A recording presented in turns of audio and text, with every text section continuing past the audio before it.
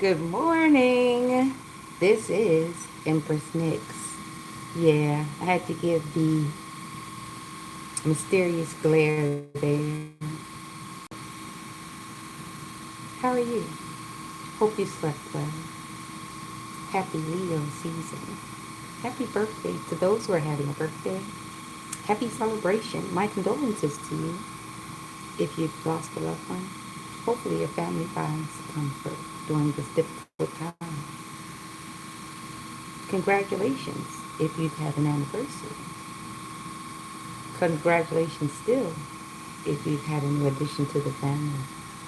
And congratulations if someone just got married, just graduated, just celebrated some rite of passage, some wonderful milestone. Hi. Happy Tuesday. Let's get into it. I have my Children of the Night cup out. I'm usually drinking out of this cup when something parallel to this city is happening in another city, but it has a lot to do with this city. You see, the way that networking works is it casts a net. That's exactly why the root word, starting word, wow, I used the word root, is net, right? Because you have to see, what does a net do? It captures, it basically lays out a grid. It's like a grid that's laid out in a way in which to capture whatever it covers. Okay? Wow. That just reminded me. I saw a thumbnail where a pastor passed away, and his nightmare was he was to hell and he had to listen to Rihanna's Umbrella on repeat, which was so freaking karmic to me. One, because shout out to Ree, um, there's a lot of buzz about the status or the construction of her relationship or lack thereof. Whatever it is, this is how things get out of control.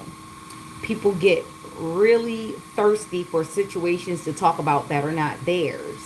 And they start to narrate other people's situation based on pictures and memes. And for the most part, a lot of people are respectful and they have the most or some of the best wishes for the couple. However, there are those envious ones that would love for Rihanna to emasculate her husband. There are some others who would love for ASAP to castrate his wife. What I see are two human beings having a whole experience right now. We don't know the ins and outs. All we know is they have children now. And once it comes to the kids, they're no longer, everybody else is no longer important. What becomes important is that they remain intact for the children.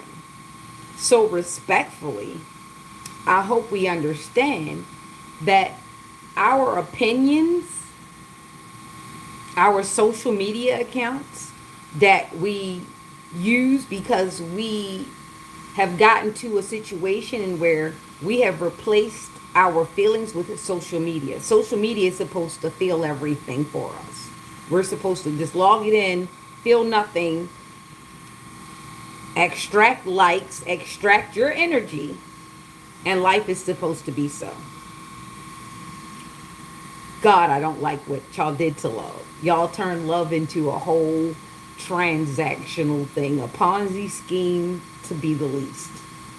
Y'all turned love into a monster. Y'all rearranged love. So I know now that when I said that I was love, a lot of people were confused. Because love has been showed in so many perverse ways over the last few decades, years, and century that of course it would get diluted eventually if done repeatedly over time. Of course that would be. But the funny part is, under my umbrella, ella, ella, eh, eh. Can you imagine that being on repeat when you keep telling your flock that you're going to cover them? And then they found out that you done slept with a bunch of the daughters, a bunch of the wives, a bunch of the maidens, the daughters of baskets, a couple of the choir, and you go down to Sheol and they actually were nice enough to put on one of the mainstream artists, but you've got to listen to Umbrella. And it's funny because it's almost like a dog whistle because only you know what you didn't cover. So everybody else is like, what's that guy's problem? This is Rihanna under my umbrella. And he's over there like, make it stop. I know what I did. You're right. You looked at the flock, remember? You said, look at your neighbor. Look at your neighbor. Really, you were just trying to get your last two chicks to look at each other at the same time so your perverted butt could think about it later on when you're hooked up with one of them. But that's what the situation is. The quiet part out loud. Somebody has a lot of the same lovers in the same room. However, a lot of them have a different story, a different angle. So some of them think that they're doing something special. Some think they're getting over. Some of them are very, very clueless, very aloof. You not have the slightest. And some of them help them plan it. They said, "Oh, pick that one. That one's going to be a great candidate. Bring that one over. I'll do some stuff in my area to make this person more susceptible to you or me." For some of my collective, you are so attractive that you attract both men and women simultaneously. Not that you're doing anything performative. It's just that you have that type of pull. The problem is they're confusing it with lust because this is what society most easily deals with is either anger or lust. They wouldn't think that the pull would mean maybe they needed to listen, maybe they needed to look. Not unless they look your way and you have on some kind of doohickey that they renamed as a dress and an outfit. And then maybe they can make some sense of it. All right, that person is dressed like a super hot chick. Now it makes sense why I look their way. But you, collective, you just seem to pull off anything. You can pretty much take off a tablecloth and somebody would find it interesting. And that's what they don't like. They don't like that even at your most unattractive, they still want to be around. They still want to see you. They still want to be within reach. Now, if they can't happen to possess you or control you, there will be consequences. Consequences that they're not going to outright tell you because they don't want you to prepare. They don't want you to draw back. They need you to be comfortable enough to sit still while they set you up. And oh yeah, they're going to be offended when it's not easy. They're going to be offended when you call them out. They're going to be offended when you fight back.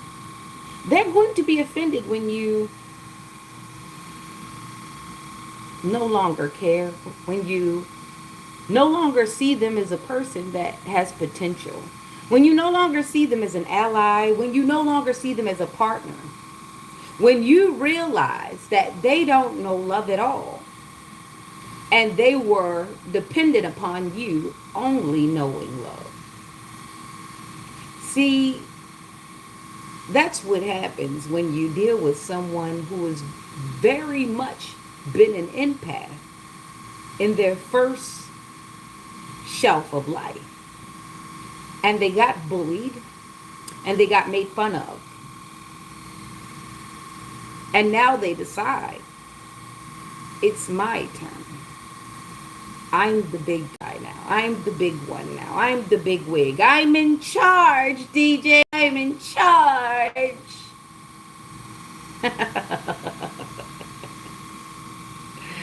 You better watch out. And honestly, you better not cry. You better not pout. I'm telling you why. He's going to backdoor Santa, and you know why. He's got no gifts, but he's going to try. He's going to come and turn your life awry. And he wants you to say, didn't I, didn't I, didn't I? You don't watch out. They're going to gaslight you into oblivion. And that's what they want. Because having you around, still being you, is proof that they don't have any control, really. Especially not the control that they told people that they had on you. They told people that if they did this, then you would do X, Y, Z, and boom. Just like that, they'd have you under control. But you did something different, didn't you? You did LONOP. And they were expecting you to do it by the book, the way that they thought it was, the way that they visualized, because you were so in order when they met you. No, it's not that you're not in order. It's just that you're not in the order that they told themselves that they can get you into. And how dare you, when it's worked on so many other people that they've been able to hook up. But look at you with your big eyes and your mouth that's not as innocent as what they thought.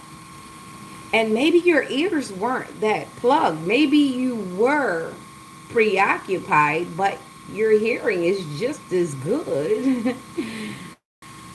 But the one thing they didn't count on is your comprehension. See, you got this thing where anything going on, you pretty much are like Teflon.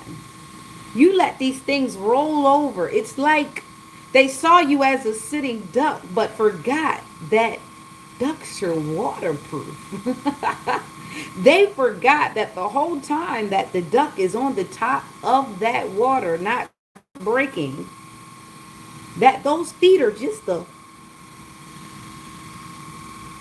People forget. Ducks have very hard bills, and if they should get to you... See, they want to make you as a trophy, a beautiful mallard, so to speak, but a stuffed mallard. They didn't want you to tread. They didn't want you to even find a pond. They never wanted you to even look at a real habitat that existed with a lily in it. If you should get a lily, it should be plastic, and I should be able to take it away if you should feel as though you're free. The thing is, you remained free when they tried to imprison you inside yourself. They wanted to physically imprison you, I'm trying to tell you. They wanted to take your money. They wanted to take your man. They wanted to take your woman. They wanted to take your kids. They wanted to take your house. You were not supposed to have a morsel of food. Lighting? What lighting? Travel? Where? They wanted holes in your souls.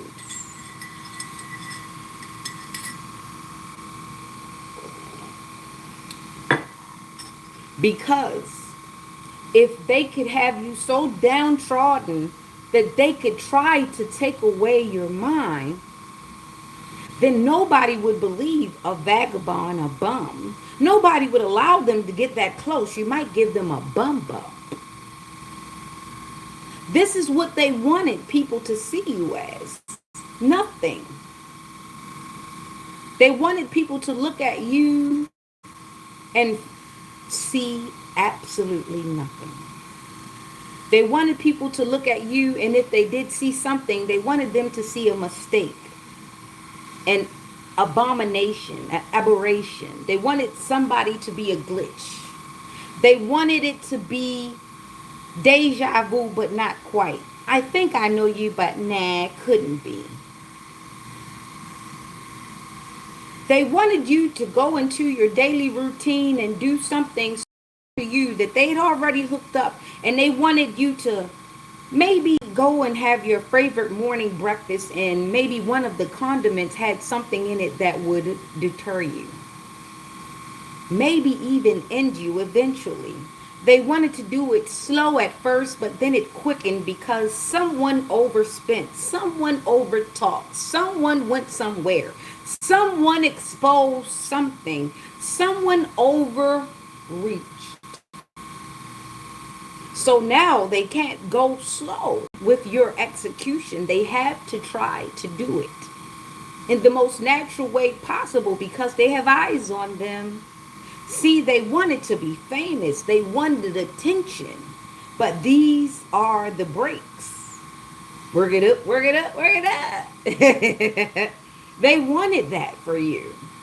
But in the same things, they wanted your fame. They wanted your attention. They wanted your pull. They wanted your magnation. They wanted the magnet that you seem to have on you. Not knowing it's a magnet that's in you. It runs through your DNA. It runs through your hair follicles. It runs through your skin. It runs through your nails. It runs through your teeth. It runs through your saliva. It runs through the very vibration of you. It comes from your auric field. See, the thing about this is when you are part of a collective, it's imperative that you keep your vibration a certain way because it makes you invincible to those who are vibrating very, very low. However, they have egos and they have presence that are very, very high. They're trying to take something that cannot be taken because it is yours. If you should leave, hint, hint, good note, your blessings will go with you. It is coded definitely to you. I don't know who needs to hear this, but somebody has hired a harem of crazed looking laboo-boos. And they're running around, they're cutting their hair, they're dyeing their hair, they're wearing glasses. They're not wearing glasses. They're marking things on their skin.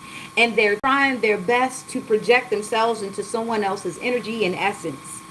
And the same is going on for some of you guys. There's somebody trying to grab their package like you. It's somebody trying to wear their cologne like you. It's somebody trying to practice the way and the cadence in which you speak because they are trying to take your twin flame away from you. They're going to be the false person, the false prophet. They are told that they need to study whatever you are interested in so that they can have a reason to talk to you and hold your attention long enough to either copy your information or just love bomb you, something to separate your soul long enough so that they can infiltrate with whatever concoction they have conjured up. Maybe it's a tincture.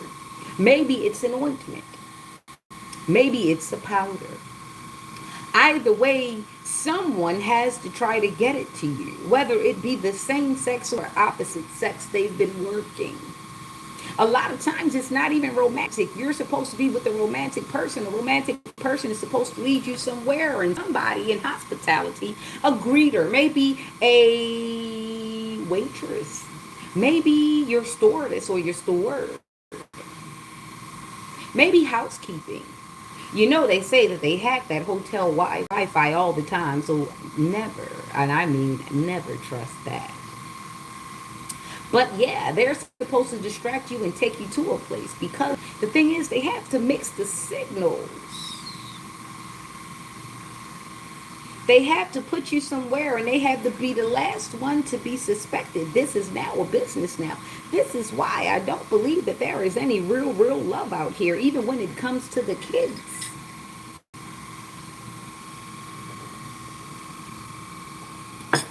I saw a strange Labubu come up to me at the playground. Her name was Diane. She didn't really want to tell me because I asked her straight up and down. I said, "Are you my doppelganger? Because it looked weird when you came over here." And the crazy part about it is she was kind of docile. She kind of looked down and she kind of didn't answer my question. She said, "Oh, what's a doppelganger?" At this age, at this time, with that jersey on, oh my God, it was a Vikings jersey. You had to have known what a doppelganger is because the little grown child that you had, she had the face of a 30-year-old, but I'm pretty sure she was about 8 or 9 years old.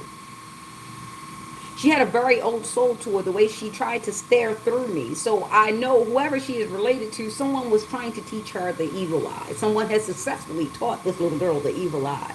Because it was a little powerful. When I looked, I said, "Oh, little witch." And she didn't blink either. I was like, "Oh, God."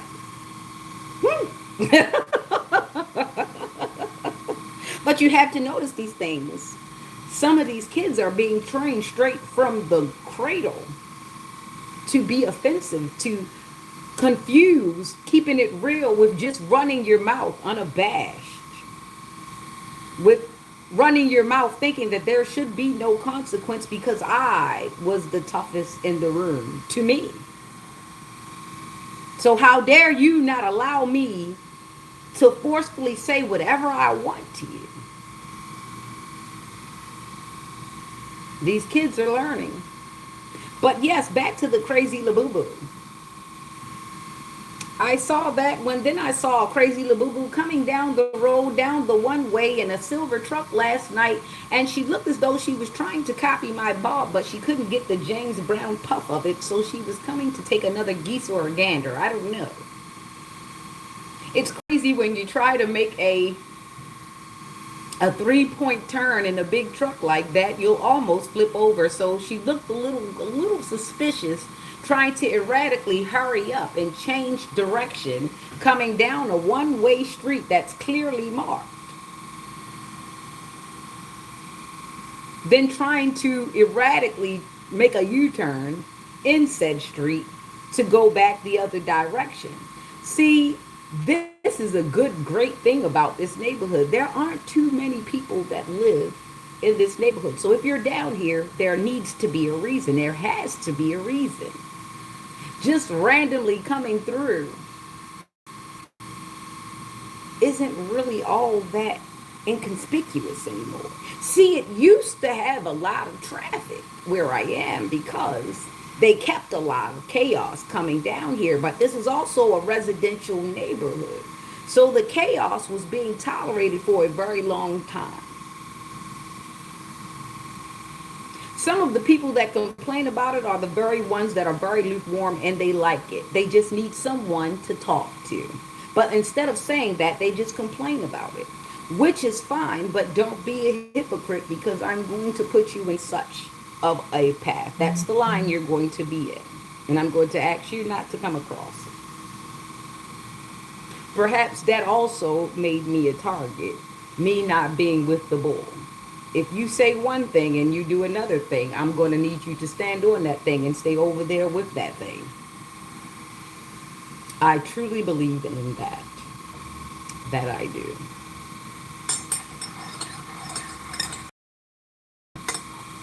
There's a man somewhere that's realizing that his underparts aren't as good as what he thought they were.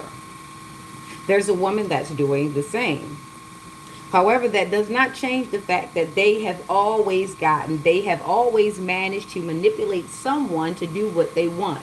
So why is it that you are so special? Why do you think you're so special? Why should you have gotten away?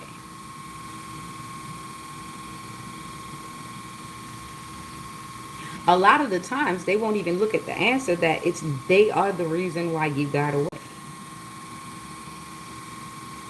You know, the very thing that gets you in is usually the very thing that can get you out. I don't know who needs to hear this, but that usually is the trick.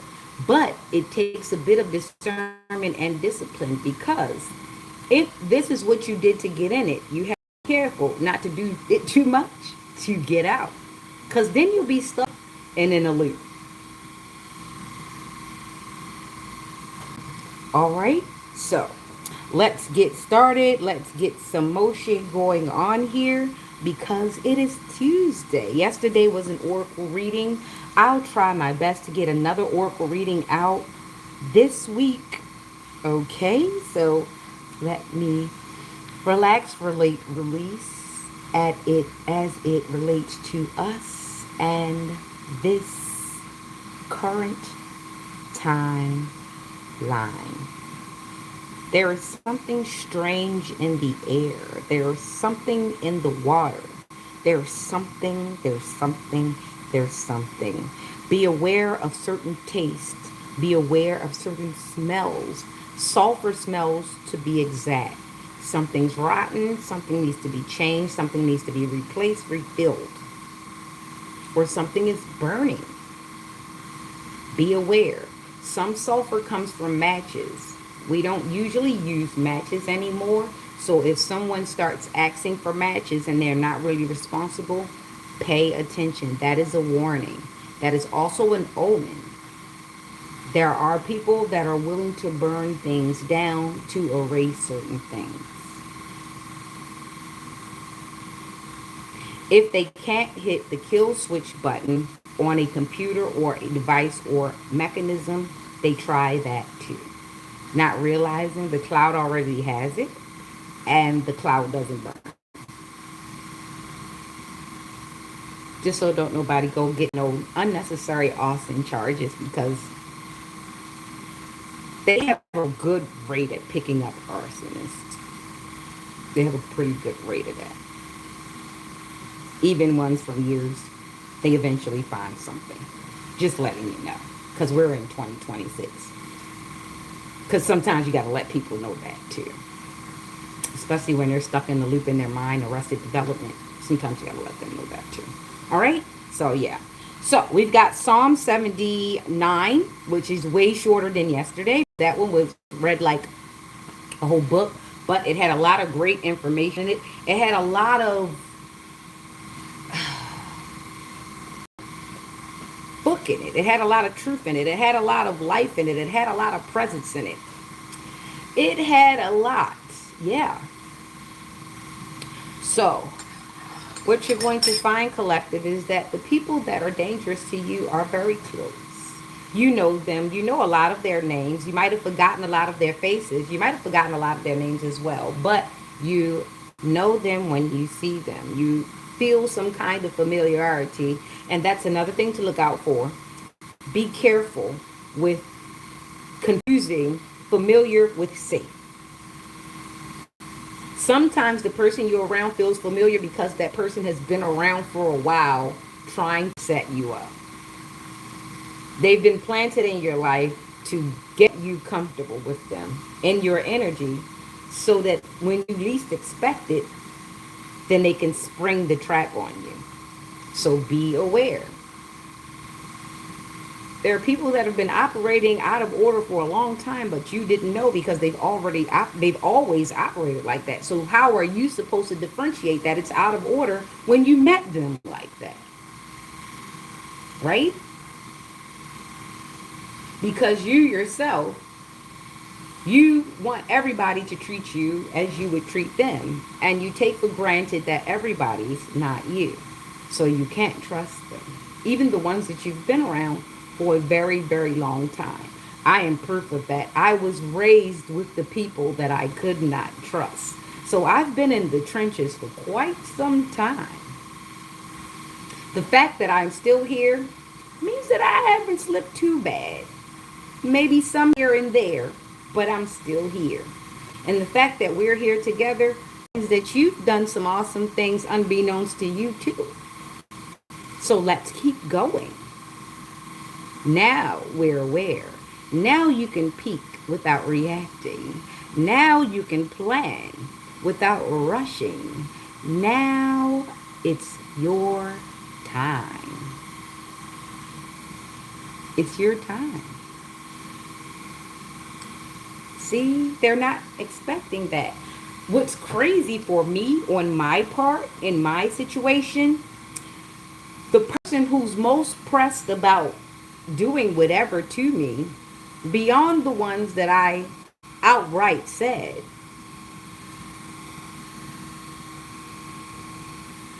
I don't really remember or care for or want or desire or think about this person yet.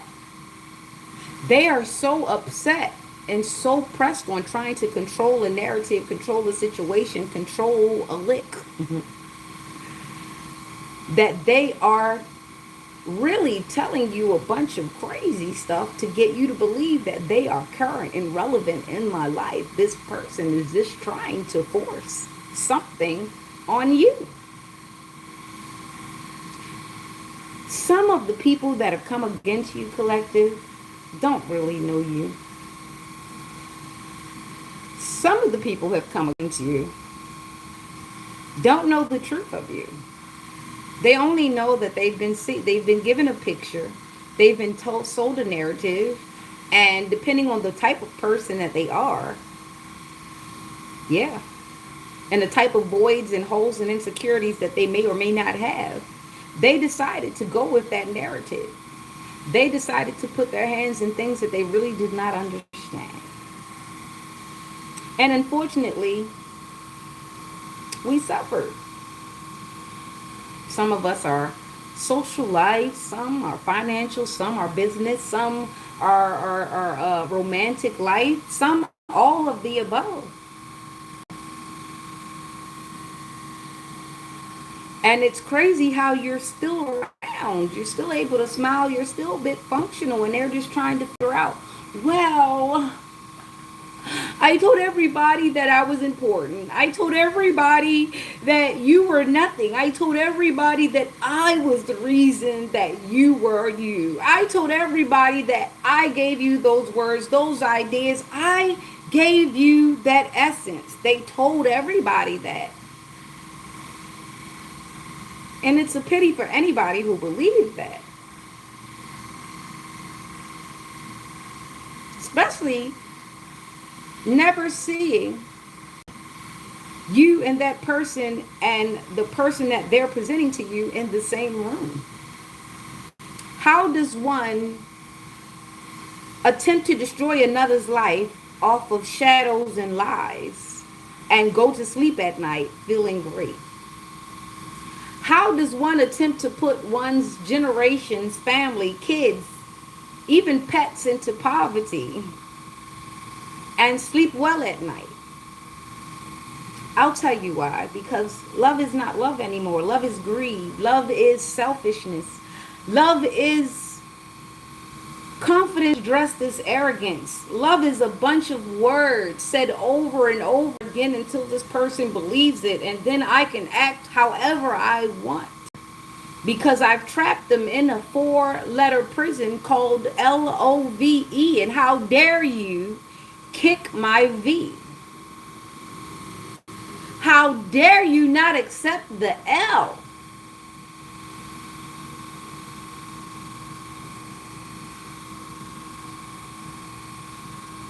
I look good when I'm pushing against that O. Now I gotta slide down the wall on E because I let you imprison me in something I thought was love. When I was the only one that had the ideation, you knew the word. The same way you study the Bible. You always know the right words. You always know the right passage. You always know the perfect spot to pull up and do something you don't want everybody to know about. And it's the reason why we do things in quiet, because you are going to narrate it the way that you want to narrate it later on to whoever you want to narrate it in. And if it's not on film, and if it's not on camera, and if no one recorded it, and if we didn't catch it live, we only took a still picture, I can change the tide the way that I want to, and that's what you do.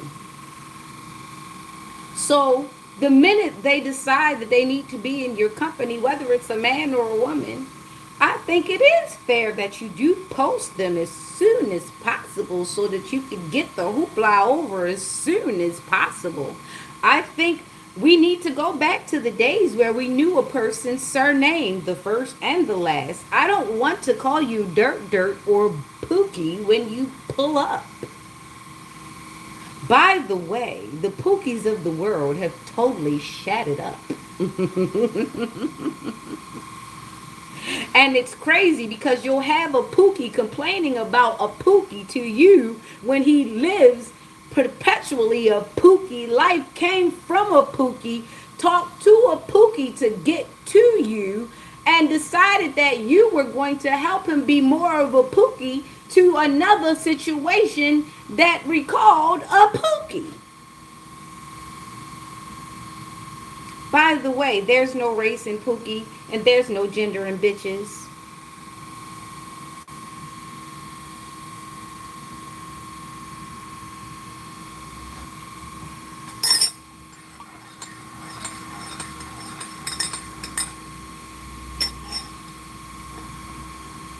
If you called that woman a Jezebel, if you called her a hoe, you called her a gold digger,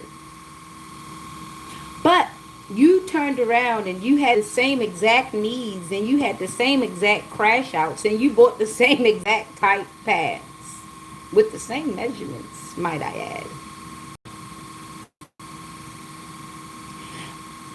And you think because you lay on the couch, because you lay on the couch as opposed to the bed. You think because you only spend 8 hours there, no matter the 8 hours, but you get there every day, which means that energy is burnt and spent on you. There's toilet paper used, there's a fridge that's opened, there's a light that's turned on. He doesn't live with you. He's just your boyfriend. Why should he pay your bills? He doesn't live there. He's only there for 8 hours out of the day, whether he's asleep or he's awake. But he uses everything, but he's there every day. But you're a gold digger. You sleep with him.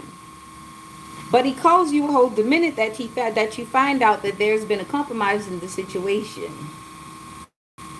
The only reason why he calls you a hoe is because he thinks about every last person that he sleeps with when he sleeps with you, and he's wondering why you keep sleeping with somebody who has slept with so many people. It's wild, isn't it? The same exact offender will be offended that you chose them to offend with because they're offensive. And truthfully, they're disgusted with themselves and they want you to be disgusted with them, but your nice self keeps saying, you can do it. You can be better. This isn't you. No, it's them. And secretly, they hate you for letting them touch you, knowing that they are disgusting. But in the same breath of the things, if you don't touch them, they'll be even lonelier. Now it's all your fault. Are you cool? Yeah. It's weird that the minute you ask a man, what would you do as a woman? If you woke up as a woman, the first thing they said they do is touch their boobs. A lot of them said that they'd go out and let all of their homeboys do all sorts of things to them. So you want to be a slut while slut shaming an actual woman, but in your imagination, that's exactly what you'd run to do. So you simultaneously hate us and envy us at the same time. And this is what has been in the catalyst the whole entire time. They are off balance when it comes to us. There is a certain line you shouldn't cross. And this is why a lot of female practices were kept behind closed doors, because if they saw how interesting we were to ourselves, they would get jealous. But somebody decided to give all of the tricks to them, and now they're like, hold up, this is unfair. You have 5 products on the sink and I only have 2 on the sink. What do you think you're doing here? You're loving yourself more than me, and I'm paying for it, even though they haven't been paying for stuff for quite some time. In their mind, they have to make you believe that something they're doing is making it affordable for you to love yourself, even if they weren't even around for the introduction. Them saying hello and exchanging numbers with you means that they have contributed to your greatness. Silly, isn't it? It's an insult. When you were already you and somebody came around and made you not feel comfortable with being you. And instead of them read the room and try to figure out or even make a situation comfortable for you to express yourself, they actually got happy. They felt good that they made you retract. They made you pull your feet in so that they could spread out more. They don't give a shit why. They don't care how you felt. What it is, you gave them more space than they needed. They didn't even earn the space. You just, and sometimes this is a person's whole plan. They just want to make you uncomfortable so that you shrink and they can spread out. I say stake your place and do not move. Flourish if you have to. Like a climbing ivy you should be. How dare they try to shrink you out your place? Like an invasive species they are. You won't plant no bamboo here.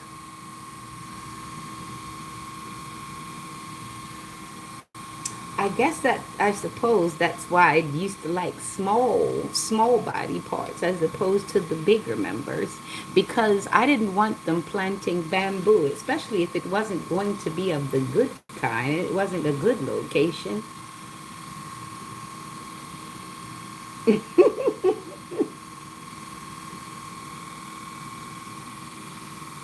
Some people's whole thing is to come into your life and shrink you up. And some people's plan was that they saw you out somewhere. They saw you with someone. They saw you do something. And they said, oh, that person's got to be humbled. Oh, that person can't really be like that. That's performative. Oh, no, I taught that person how to be like that. And some people you don't even know. They just studied you so much that they thought that it would be great to take your credit, and that would give them access to your life, your lane, your avenues.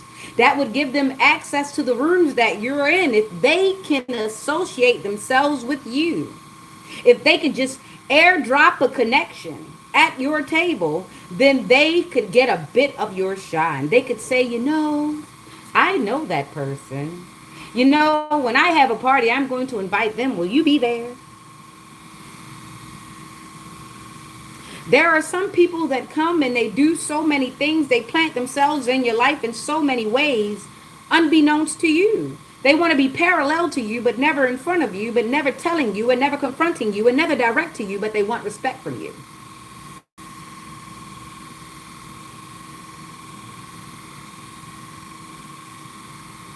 It's crazy.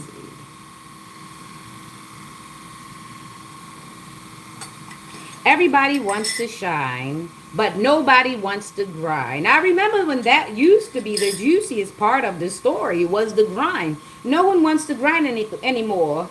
That's ghetto while being ghetto. How? How are you reproaching the ghetto when it's in your blood? It's in your last 3 generations and coming up in your 4. What's that in your stomach?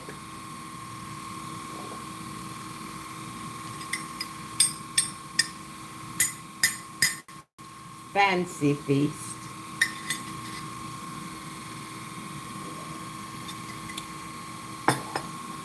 For God's sakes, if you're going to have these small little dolls that you've spent more than you ever spent on rent or mortgage, why in the hell wouldn't you pick up the poop?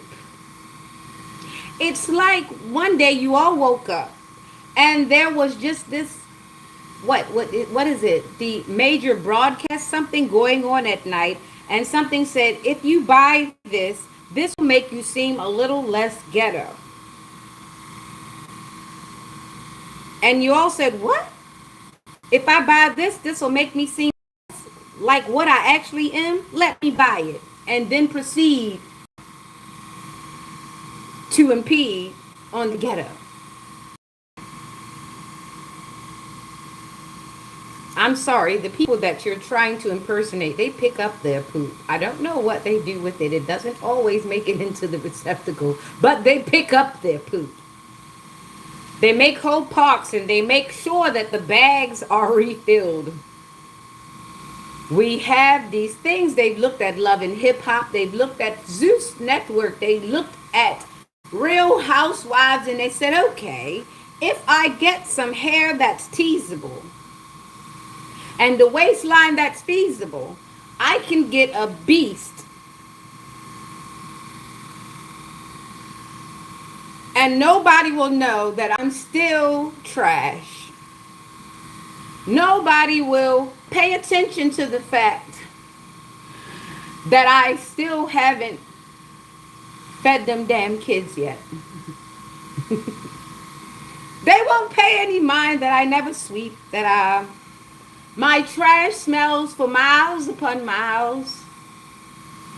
I'm too busy. I have a dog to walk. Okay, well, you aren't that busy. You can pick up the poop, certainly. But it's crazy because I don't understand. If you've never picked up your own shit, your mother, your father, you've even got your kids picking up after you, why would you get another dependent? Your kids want to know.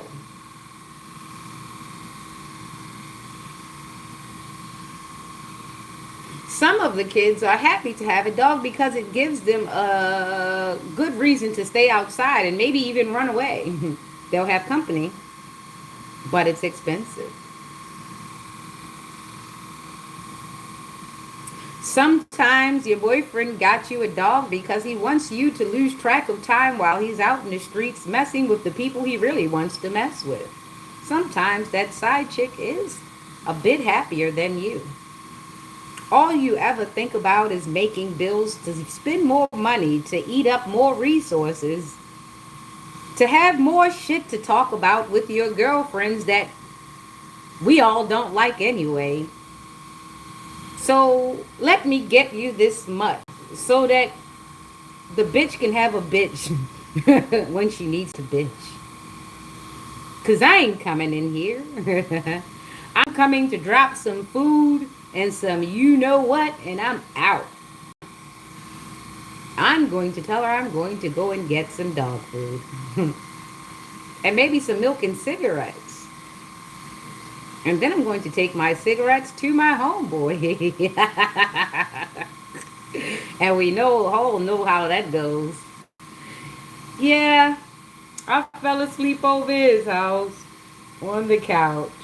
Wink, wink.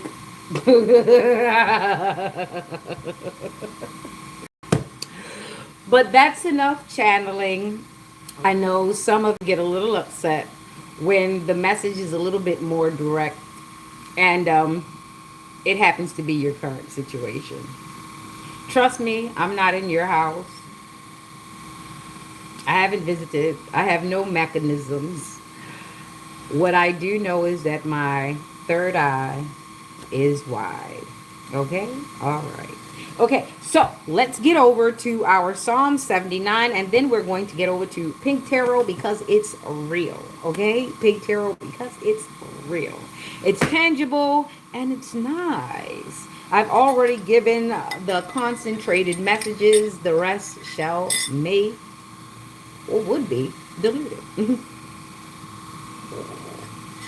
A little diluted for entertainment purposes only because I wouldn't want to cause any unrest or uncivility. Okay?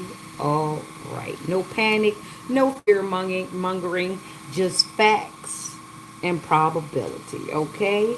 And also a bit of reality, a touch of reality, because we need to, in reality, know how to navigate real things in real life. All right. So, Psalm 79 has for us, O God, the heathen are coming to thine inheritance. Thy holy temple have they defiled. They have laid Jerusalem on heaps. The dead bodies of thy servants, that is definitely mosquito. Yeah, for real. Okay. The dead bodies of thy servants have they given to be meat unto the fowls of the heaven, the flesh of thy saints unto the beasts of the earth. Their blood have they shed like water round about Jerusalem, and there was none to bury them.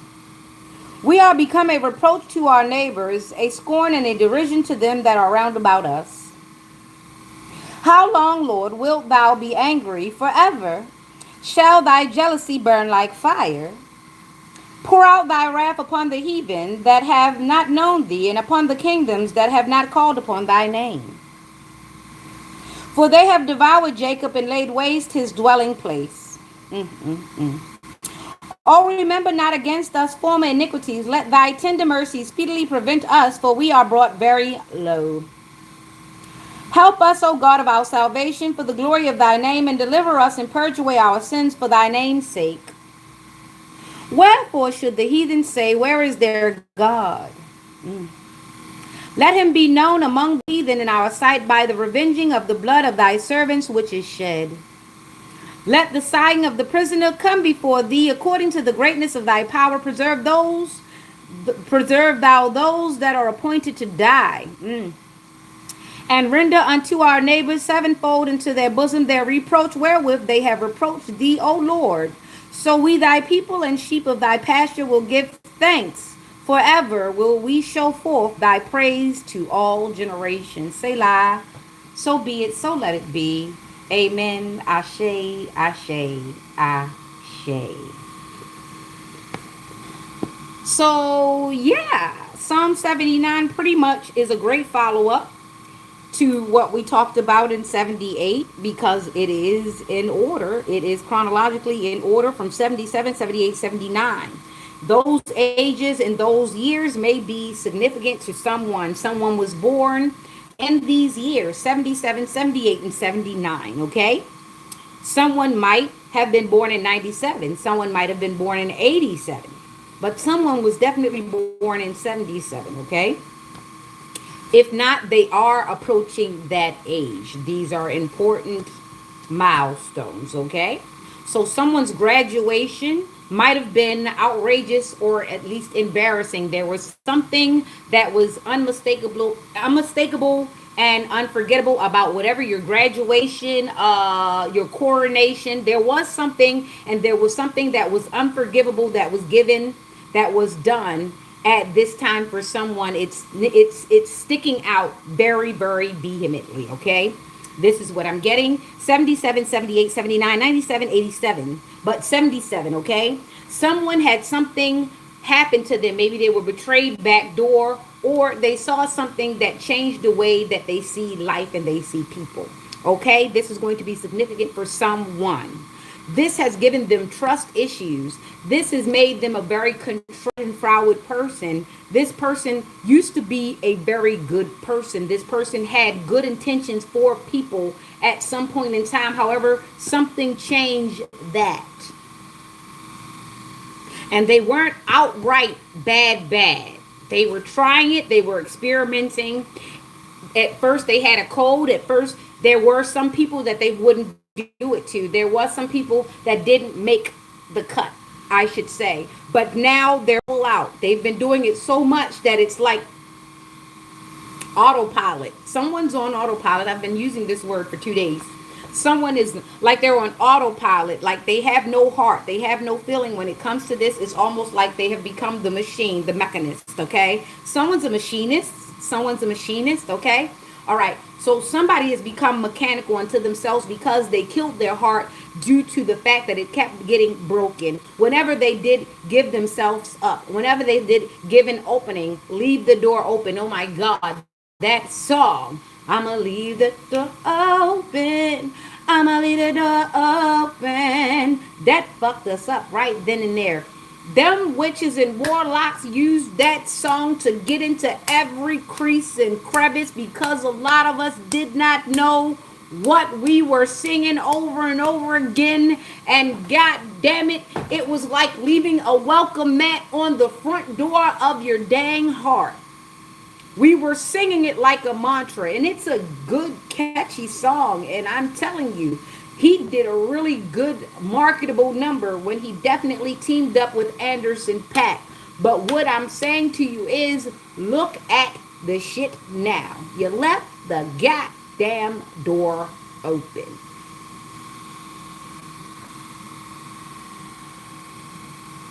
Where is Bruno Mars? Seems like something swooped in and moved him off of me. I've heard about every damn body but Bruno Mars lately. Am I missing something?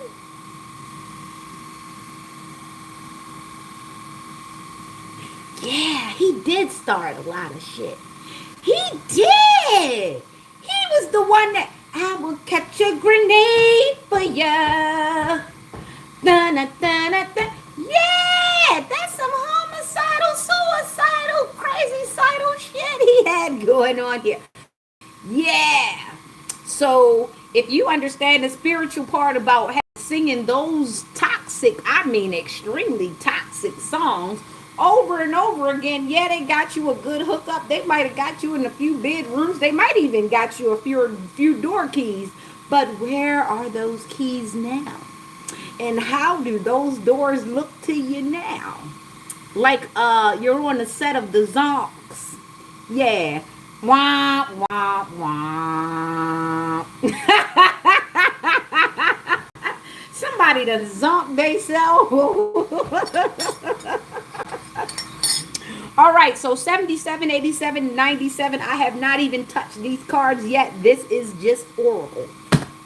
77, 87, 79, 97, 87, but 77. Something happened that changed things for you, and it changed the way you interacted things. It changed the way you interacted with your heart. Sure, sometimes some of you do tell yourselves that that is still love, but if you don't know real love, surely you're depending on your own definition of it. And for some reason in the last few years, love has been defined by everything but what it is. Love. Love has been defined by loyalty. By the way, someone's loyalty has led them to the lurch of life. Someone's loyalty has led them, you know, a lot of you don't understand that to some people, loyalty does translate as dumb. That's for a lightened path or a darkened path. A lot of us come to the conclusion after we've lived long enough and been through enough cycles that loyalty is dumb.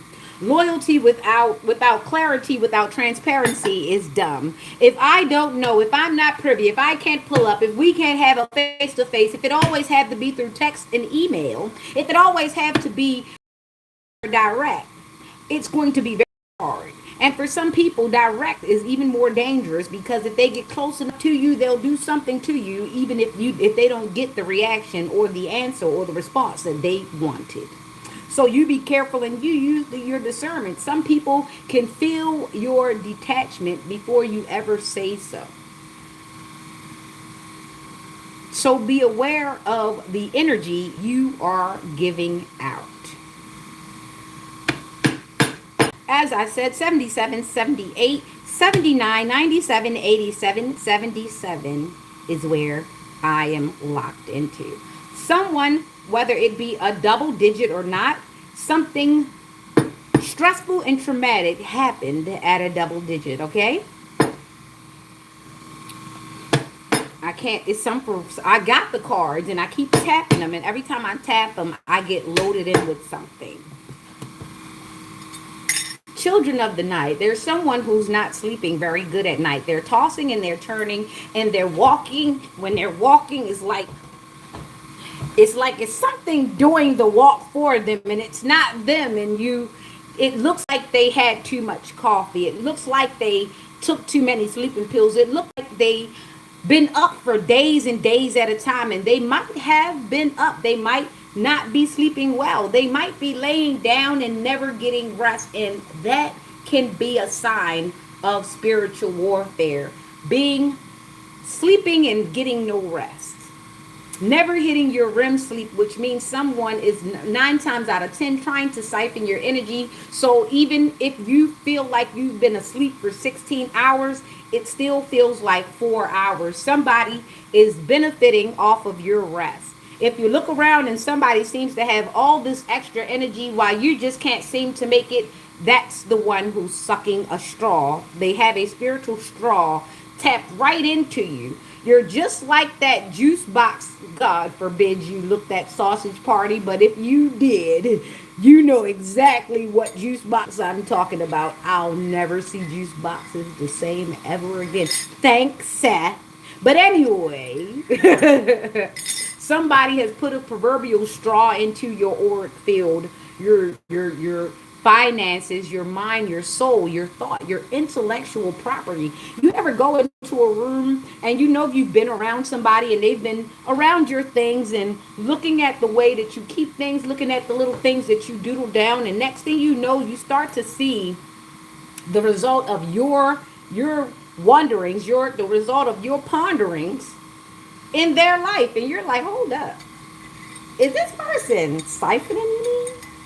Is this person using my style to make adjustments? Is this person getting before me? They're taking my thing before me, because I know I had a big thing when I came out with my champagne. I'm the first champagne maker, first black female champagne maker. Someone tried to take that from me, specifically someone who have no business trying to take anything from me, because I taught the majority what they know. A lot of my enemies came from people who had mothers who did not finish their job, and I had the audacity to show up young, perceived as immature, and come out with all the answers they've been waiting for the longest time.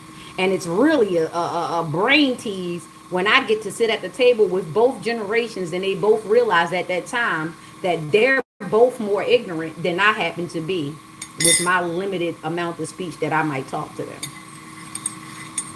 They look at each other like, this bitch. Did you hear what this bitch said? Well, we ain't gonna fuck her over yet. We gonna listen. Because for some reason, the shit she say be working. Because I tried that shit the other day. Try. Yeah, that shit work. I don't like this bitch. She thinks she all that, don't she? I don't like her. Look how she said that. Look at how her mouth move when she do it. I like her teeth. She be doing good with the lipstick and stuff, but I don't like her because she thinks she all that. When really it's just them.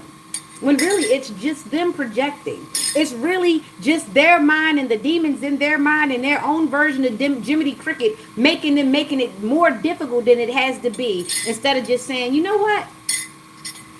I like her. And she has good ideas.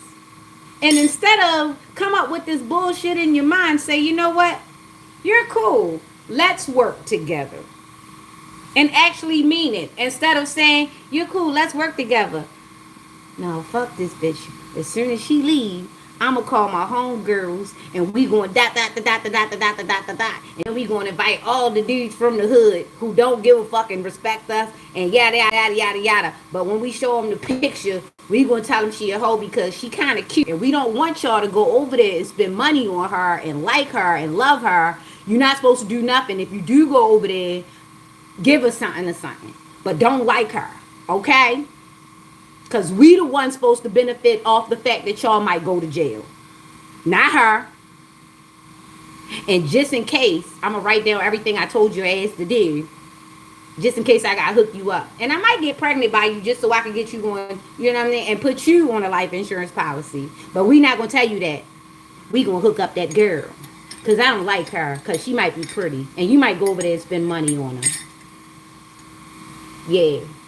Just like the dude off of Belly. Yeah, I don't like that. And he ate that damn banana. It was funny how he stuck that glizzy in his throat after doing some bitch ass shit like snitching. Yeah, he don't like that. With the wig on. Somebody can't grow no hair. Somebody got some boneless ass hair. And the reason why it's boneless is because you demonic as shit. And you always hating on somebody. And you always watching somebody to see if you take something from them, or you could humble them, or you could scare them or intimidate them, because it's really offensive every time you look in the mirror that you don't feel as ladylike as you would like to. But the secret is you DL. You really like girls, but you hate the fact that you really do like girls. And they get you. That's why you hang around them, but you don't have a really good relationship with them. And you try to shame them around other dudes because you want the dudes to really perceive you as female, more female than them, but you really want to be a boy. And it hurts your heart that you really want to be a boy, but you can't be because you wasn't born that way. Because you got too many religious people in your family that would ask you what the fuck is wrong with you. So you was really imprisoned by your own shit. So you're really crazy. But I digress. Anyway. Just a little something for you to know. There's somebody who is operating real crazy, but the reason why they're so controlled is because they're very, very, very, very, very, very, very out of control. If you should actually stop when they're trying to tell you to do something and actually just sit and observe and just move slow, you will actually start to see them unravel. They'll get upset. They'll start screaming. They'll start throwing stuff. They'll start really being more and more aggressive, and it'll get more. The less you move, the less you do what they ask you to do, the more all that's going to come out. At the end, you just be cool, right? Make sure you keep your some holy water or something and rebuke them, because you're gonna eventually need an exorcist when this person realizes that everybody realized that they got an entity attachment. They got a monkey on their back. Somebody got a habit that they not admitting to. Looks like the person that used to show up all the time and go out their way to call, oh, you a crackhead, you a donut, you a dick eater. Yeah, that person. That person offends people because that's their defense mechanism. If they can offend you real bad, you won't go beyond that first thing. It's like they need to hurry up and give you a slapstick reaction as soon as you get there, so that you don't pry or you don't get too curious. Yeah, that person has got a habit. They've gotten, and that's crazy. How you call everybody a crackhead, but you popping perks? You're a crackhead too. And then you popping perks. You trying to sell Suboxones, you popping perks. And you doing them psychosyllabins. And you drinking. Yeah, somebody a whole nut job. And they gotta do it. They gotta keep that, because if they was to ever just sit with what they got going on, it would eat them up. Worse than TD Jakes. It would eat them up. I'm getting Cancer. I'm getting Leo. I'm getting Libra. Ooh, there was a Leo. Big old Leo. Football days. Addictive behaviors. The worst thing y'all could have did was give poor men access to gambling before they even leave their jobs. A lot of bills stopped getting paid. A lot of cars started getting lived in. A lot of storages started getting lived in too when y'all put that gambling online. Y'all gave them poor people hope. It was worse than lottery. You already got people losing lots of money to lottery. They got more chances to lose than chances to win. And y'all make it seem so nice that they going to get to it. They ain't got to a goddamn thing in 30, 40 years. All they got was enough money to go back in that damn line. And that's just as bad as the daggone online sin. My bad. Gambling. Yeah, that was haram, wasn't it? That was haram. I'm such an haram. But I'm just kibitzing with you. All right, so. Yeah, they really gave y'all, like, more access to sin. It's like they're not close enough to sin for me. They keep me fortifying their souls. And then we got to take out the Catholic church bells because it seems like it clears their minds for a couple of days or hours or however if they're close to the Catholic church bells, they might be coming out of the trance and we can't get them to sin freely so that we can eat their blessings by stealing the very life that we walked upon many times when they were really not lustful at all. Remember when we went there, they had villages where the women and the children were naked and nobody was getting attacked.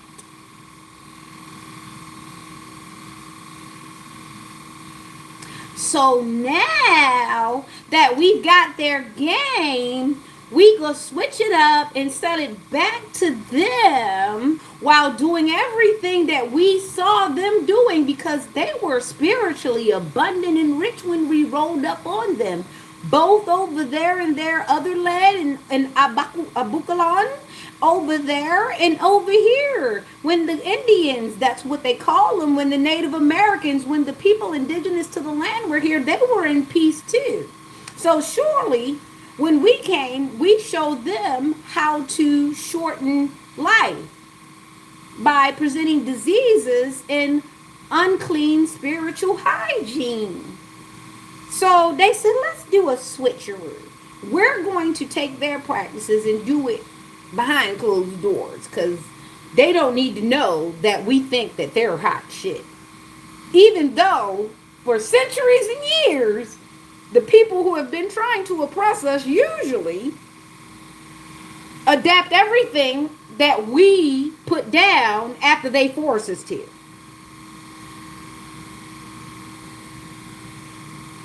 This is why it's imperative never to abandon your authenticity. They did that.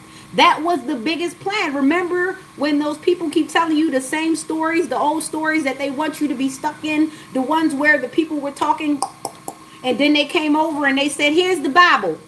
Because that's the only time we're going to give you a break. And they started reading. They said, well, the only time that they freely let us talk is when they hear us talking about this here Bible. And that's how we got all indoctrinated into all this. It ain't no before we got here. We always been here. That's miscommunication. We've always been around because how the fuck did this place get okay if we weren't everywhere in the beginning? We were. They just decided that they would distort the situation by calling it different names. See, green is a color. Green is a beautiful color. Beautiful, beautiful, beautiful, but green has so many different shades.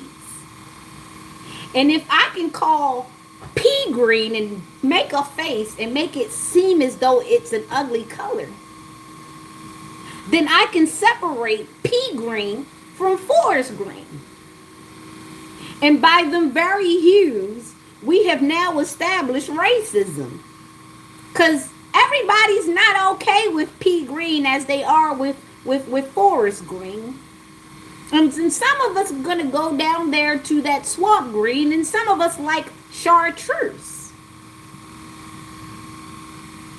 So that makes it different. So comparison has definitely distracted us because there is no difference. In the long run, we just have aesthetics. You call all colors colors, they just have different labels. You call all women women, they just have different labels. You call all men men, they just have different labels. So when you busy yourself with details that stagnate you and keep you stuck on things that you cannot change but you need to accept, you can't get to the bigger picture. And that's the daggone plan, is to keep you entrenched in things that really don't matter, that really don't elevate you. And this is why you have been put GPS located right close to the sin. This is why you can get online and gamble a lot easier than you can go and pay some of your bills or sign up for some of the programs or get anything done. It is way easier to lose money than it is to gain it and make it.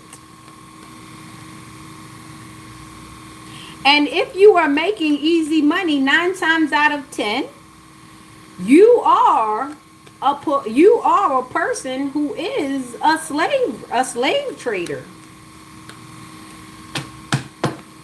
This is what people don't understand when they get to scamming. Even the people that look a lot like me, when you get to scamming, somebody suffers.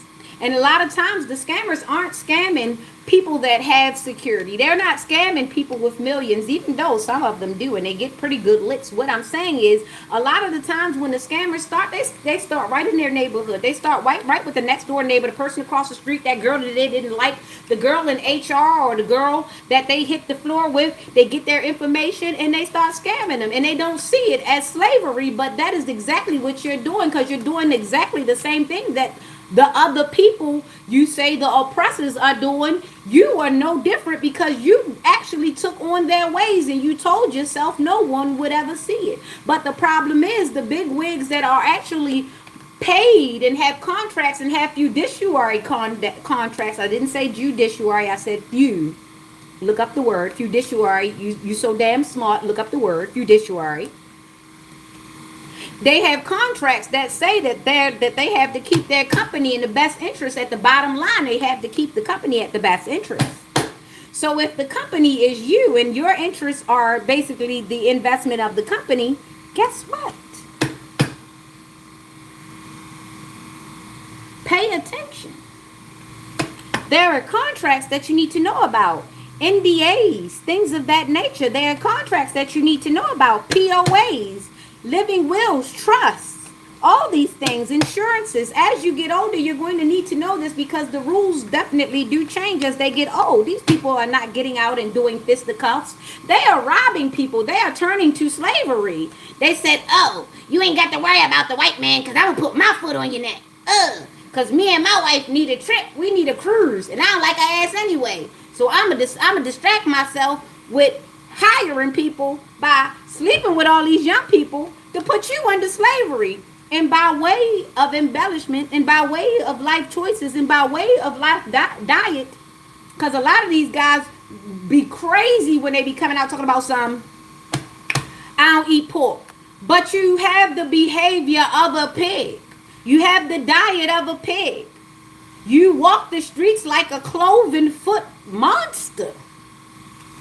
Yes, you do. You know the diet of a goat. You also know the diet of a pig.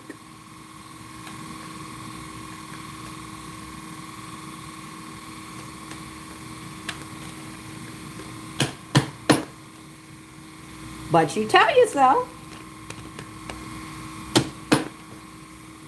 All right, so I got Sagittarius out here. I got the Ten of Wands out here, which is heavy burden. I got the Knight of Pentacles out here. And then we've got a heartbreak, right? Okay, so why we got a heartbreak, don't know. We got Libra, Taurus, we got Gemini, and we've got Aries. So we're going to start in Sagittarius, okay? So we've got burden, extra responsibility, hard work, completion, hard work, productivity, routine, conservation, efficiency, responsibility, heartbreak. So somebody broke their heart trying to do all of this stuff. Somebody tried to push a boulder up a mountain and was very, very surprised when it rolled down and crushed them. Somebody was trying to handle something that was bigger than them because they needed it to be small. They were trying to reduce a big situation to just them.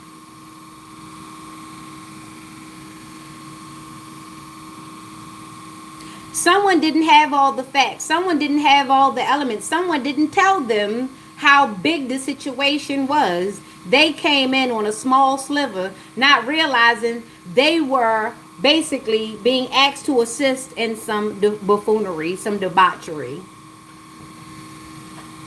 And now they don't know what to do because they're too far in to turn back now. Somebody was also brought in to be the scapegoat. Somebody was also brought in to be the fall person. This person was supposed to be, I don't know if it's male or female, take what resonates, male or female, divine masculine, divine feminine. You were supposed to have a lover. The lover was supposed to be there. They were supposed to keep following bad advice, right? Because some of the stuff the lovers don't know. When they send some of these people towards you, they're not telling them the whole entire story either. Because they still need the element of surprise, the element of ignorance. Okay?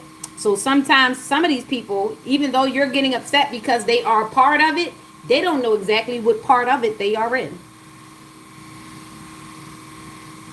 I'm not saying forgive them. I'm not saying that they didn't use free will and still come toward you, knowing whatever they was told to do.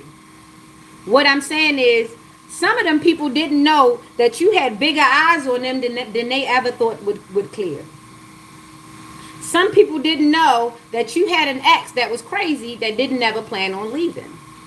Some people didn't know that the reason why you didn't want to be seen is because you was trying to not be on somebody's mind. And the minute that they saw you, you knew that they would pursue you relentlessly.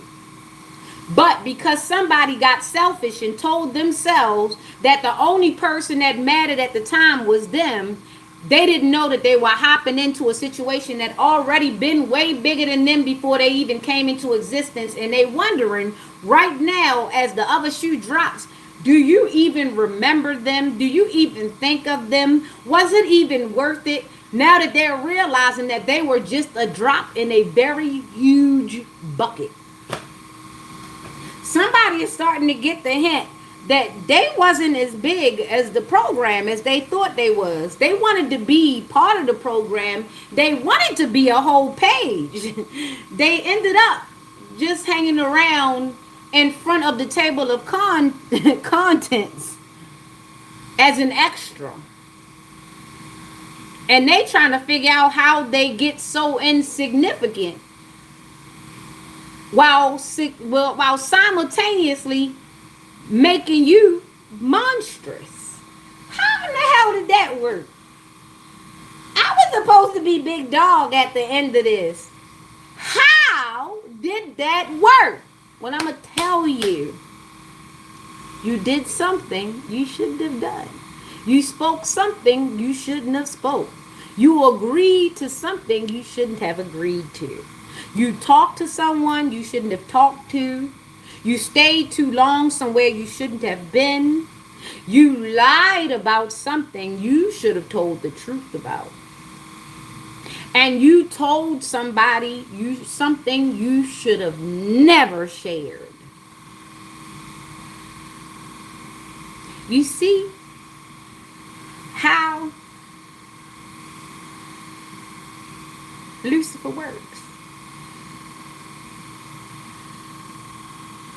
This is how he works. Some of y'all thought y'all was talking to God. Y'all thought y'all was talking to a real prophet. A real prophet wouldn't push anything on you. A real prophet would represent exactly what they said, and they would step away. They wouldn't have to push it on you. They could leave and walk away, and you would still see the fruits of their labor. But a false prophet, they got to stay up on you, baby. They got to reinforce. They got to call you. They got to check up on you. They got to make sure. You understand? They got to keep themselves relevant, because if they should ever leave a gap in you, you will see how false they are. So they've got to stay on you. They've got to look like they loyal. They've got to look like they consistent. They got to look that way. A real prophet don't give a damn what you looking at. They know what they said. They know they was authentic, and they know there's proof in the spirit. So they ain't really got to put on no ads for you. But you want somebody to play the part. Remember what I said about the babe that knows, that has that inkling, that there's something in them that say, no, because God gonna get me. Nope, because God gonna get me. And then you walk in the room and they say, why you ain't do it? Because I ain't go out there and get in trouble with them, because I say, no, God gonna get me. And in their head, they like, that little baby crazy talk about God gonna get them. And the only reason why you said that little baby crazy is because y'all wasn't in church. Because if y'all was in church and that baby said, God gonna get me if I don't do it, you will believe it. That's how shallow your thinking and programming is. If you are not in a place that is outwardly displaying stained glass and crosses and Mary Magdalene, you don't think God is there. And that is even more proof that you believe in God, if you believe in God and you don't know God and you don't trust God, because the baby is basically letting you know. There should be that question. It's a reason why they came up with them bracelets so long ago. Them bracelets is gone. What would Jesus do? That was to get you in God consciousness so that you can think, maybe I shouldn't say that. Maybe I shouldn't react that way. Maybe I shouldn't. It's crazy how the what would Jesus do bracelets came out at the same time as them damn tube roses that everybody was using to get high with. It's just so nuts. It's like they say, we're gonna put sin a little bit more closer. So the what would Jesus do bracelets ended up being like $5.99, $6.99, $10.99. And them little tube roses that everybody was using as paraphernalia, they was $1. And they was real close to the thing when you went to the store. The kids seen them right as they was buying all their snacks. They would see them. Yup.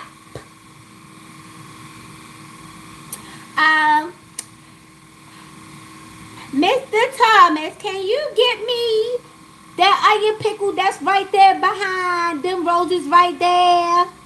And some Sour Patch Kids. Some of them kids grown now. And some of them kids look at them roses and they despise them roses. Because they lost mothers, they lost fathers, they lost grandparents, they lost aunts, they lost cousins, they lost uncles to everything that them roses mean.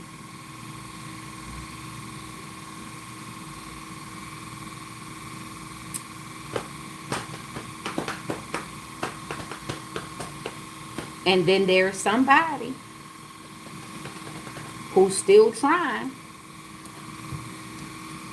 to push these habits on people because it's worked for them. They get women that are unattainable to become addicts. They get men who used to make good money to become dependent upon them because they want part of their paycheck. Don't matter. They don't care about them kids. They don't care about your needs. They don't care about your health. They don't care. All they care is that your life goes in their pocket and it becomes tangible money.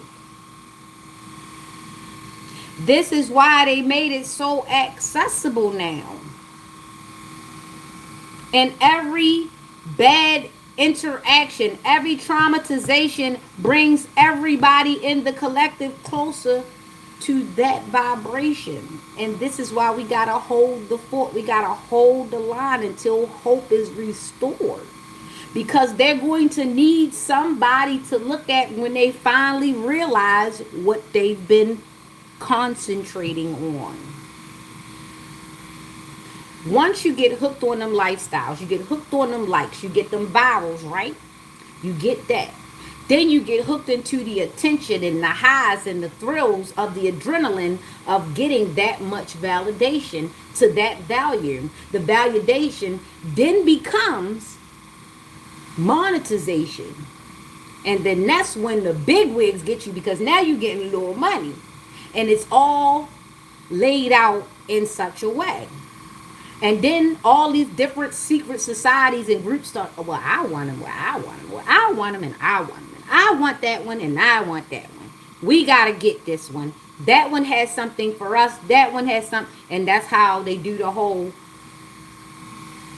cow cut chart, where they do the slaughterhouse chart. Okay, you're going to get the ribs, and you're going to get the hindquarters. You're going to get the gullet. You're going to get the tripe. You're going to get the this. You're going to get the that, right?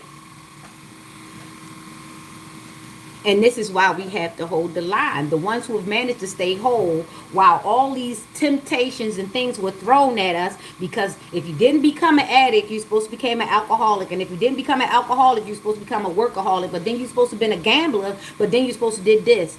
Every level was supposed to bring you down to a sub level that would have trapped you, and then they would have had you where they needed you, and then you would have became dependent upon a system that they put in place to keep you as a number, to move you around as a constituent where they wanted you at, where they needed you to matter at. And this is why we still have to hold the line, because when people look up and they realize that they've unintentionally been in the labyrinth, in the maze for a long time, and you're sitting there waiting for them to come past that, like, come on, come this way, because come this way. You've been trapped for a long time. You don't even know you've been in there for a long time. We're waiting. We're waiting for you to get the inspiration to come on out of the life of sin. Come on out of the cycles. You think it's only in stardom. You think it's only in music. It's in everything. It's in every valuable job market. There's a hierarchy. That you walk in, somebody says, okay, we don't want them up here. We want them down here. And God forbid you rub anybody wrong. You get somebody jealous. You get somebody insecure. Then they really pull out a list. Well, we want them there because this one might be tantalizing to this group, or this one might be attractive to that group, or that one might have enough stamina to operate with them. There are some forces that come against you, so you gotta be very careful with coming against yourself and then recruiting them same enemies to be close to you, because then you got an inside worker. I ain't gonna tell you how close my mole got, but what I'm gonna tell you is how far they ain't coming now. I had somebody putting things in my peanut butter, in my seasoning, in my drinks, in my breakfast, in my mayonnaise, and walking by me like, hey, I love you. Secretly trying to figure out why I keep waking up every day.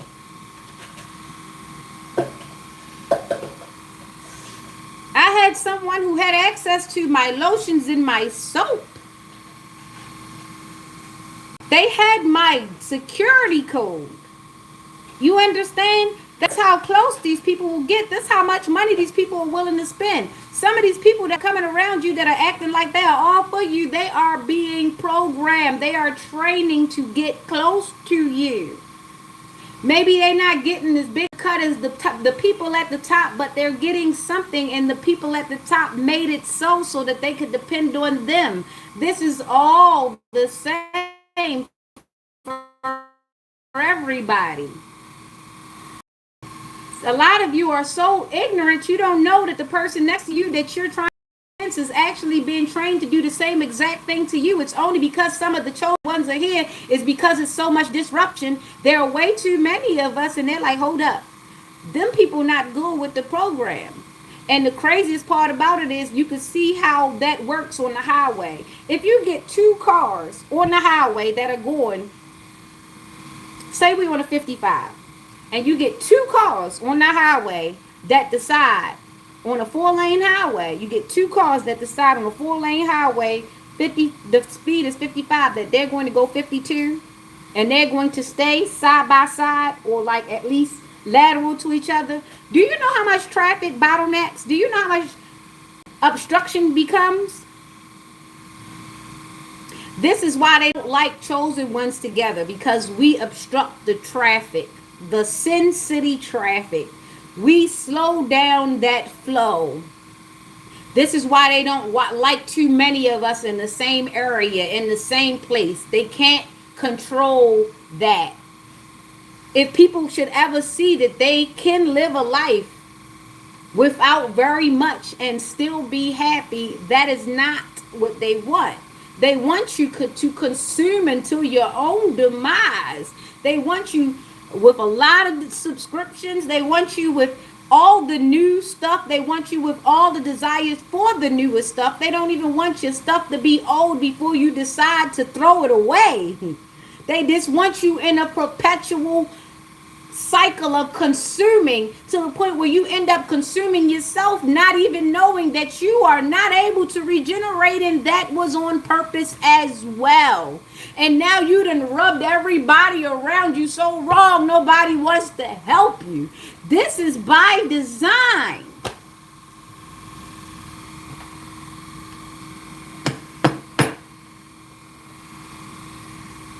Do you feel free now that you know that you've actually been running on the program that you keep saying you too real? Don't nobody tell me what to do. You can't control me.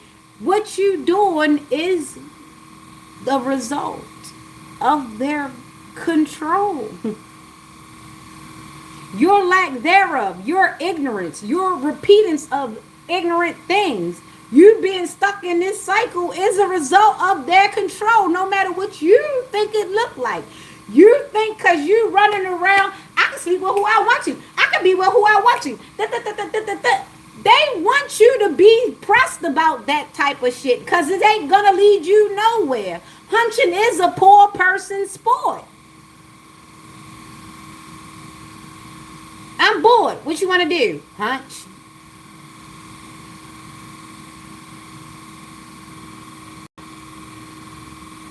If you don't teach the kids something, if you don't put them in a situation where they're learning, what they gonna do? Hunch. They're gonna drive. They're gonna dry hump. They're gonna pants rub. What do poor people do? A poor people sport. Hunch. Make more kids. What do that do? Make you poor. Why? Crumb snatchers. I'm bored. You bored? What you want to do? Hunch. It's dangerous. Now you've got mouths. Now you've got insecurities. Now you've got this. Now you've got that. And you've got people looking at you and you're giving them the exact same blueprint that you got. Scarcity, unawareness, insecurity, lack, ignorance.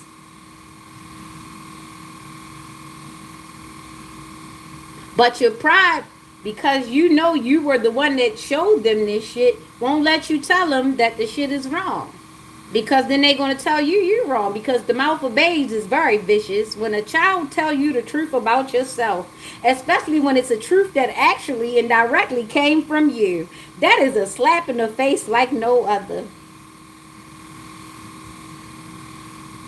From the mouth of babes. But yeah, let's keep going. All right, so burden, extra responsibility, hard work. Hard work. Somebody worked really hard at breaking their own heart.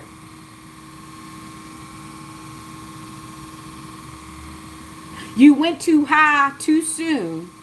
You hit your climax and thought that you'd be there forever.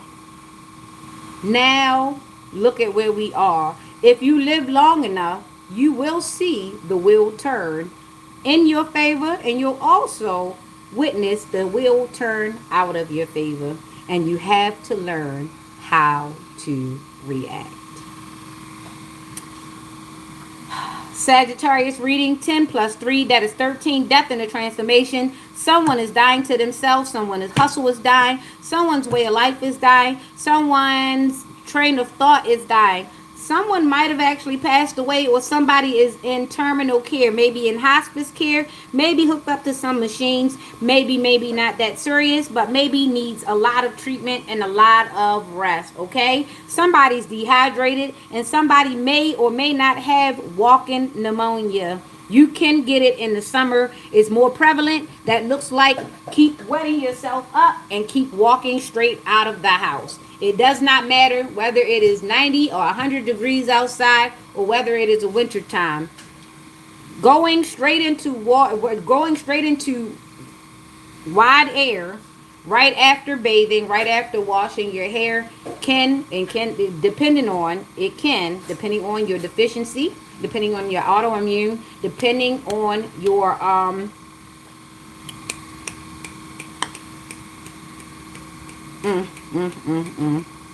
depending on your tolerance for germs and things, you're going to have to be very careful, okay? Be careful with wetting yourself up and going out into the weather. The rain that I experienced yesterday, when the sky finally broke open, was so cold. And it was hard. It was almost as though it was some hail was mixed in it a little bit. Like a little bit of stonage came. I was like, Jesus, what happened? Who getting beat? Is it me? No, so it was a little twinkle. So what happened was when it started, I was like, okay, Lord, give me a few minutes, okay? Because I'm not ready and I'm just trying to wait for something to happen. So he eased it down and then it was like a grrr. So I started, so sometimes spirit be talking to you in certain ways. So the sky went grrr. I'm like, hold up. So I started looking around at the people that was outside with us. It was just me and Alex at first, but then everybody came around. That's another thing for you to be careful about and pay attention to, chosen one. Doesn't mean that every time when you're sitting alone and then it seems like everybody seems to show up where you are. That's not for you to get scared and jump up and leave every time. Sometimes some people are spiritually coming to protect you. They're not coming to meet you or know you. Sometimes people just being in your presence come to spiritually protect you. And sometimes it's good when you're in a public area when there's more than just you and just one other person, you know. But also pay attention to some because some are coming to sit in your energy. Some are coming to try and see if they can infiltrate your aura because someone told them so. And also keep your mind on the swivel. Sometimes a person might send in a crowd. This has happened to me multiple times when it comes to the MTA. A person, I've seen a bus driver actually stop, pull to the side of the road, get on the phone, and then the next two stops he went to, it's like 50 to 100 people waiting on that bus stop to get on that bus. And they let them all on. And then there's times where you'll be sitting there waiting for a bus. And it'll be full. Or not so full, but it look full. And then you see some space in it. And the bus will drive right past. So yesterday, what happened was, with the rain, I said, please, God, give me a few more minutes. And it seemed like it said, grrr, right? And when it said, grrr, I looked at everybody that was on the bus stop with us. It was 4 other people. It was 1, 2, 3, 4. It was 3 females, and it was 1 male. It's crazy because I paid attention to everybody that was on the bus stop with me.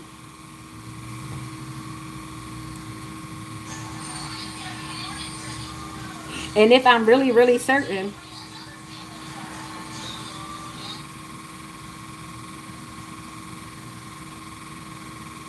even the woman that tried to speak to me as though she was a saint, even the woman that actually was over in the same area with me while I was praying, while I was basically in conversation talking to God about this rain and how I didn't want to be out caught in it. So when it said grrr and it changed and it caused me to look, it caused me to talk, and it caused me to speak out. And the woman started trying to mirror me as soon as possible. And the little girl, you could tell that the little girl wasn't used to her mother interacting with another woman like that. And that was the telltale sign that I needed to get away from everybody that I was around. You see, when the little girl gave her mother that look, after that woman outright mirrored what I was saying out of my mouth, that let me know that there are some spiritual bullies. She was a spiritual bully. She was part of that situation. Because why would your daughter look at you as though that's not common for you to be in sacred, company?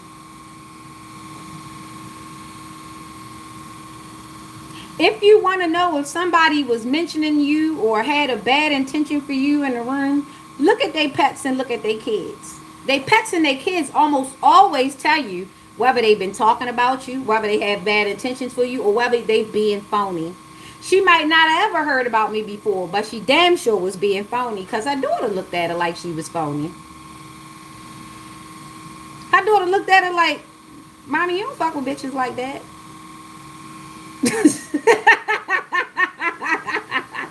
To me, she thought she was appearing genuine. To me, she thought we was going to start speaking in tongues on that damn bus stop. But when I looked at that daughter and that daughter looked at her like, bitch, who you?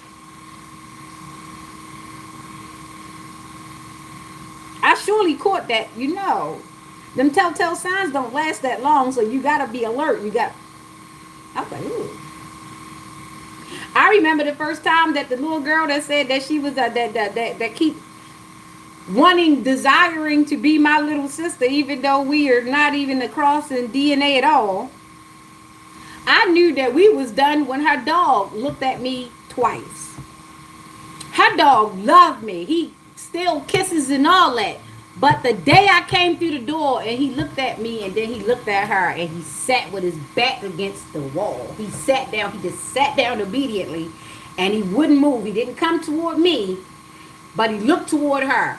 He didn't go toward her. He just looked at her like, Ma, do we fuck with this bitch or not? I'll bite her. But I remember I like her. So he just put his butt down at the wall and he just kept looking at her like, do we bite her or not? And she don't think that I saw that. I saw that. I said, oh, she must be walking right back and forth like I hate that. And when I got around her kid and the dog at the same time, they both confirmed it. I ain't never had to say nothing to her kid. The way his posture went around me. It was like he wanted to like and respect me because I raised this child. I used to babysit this child.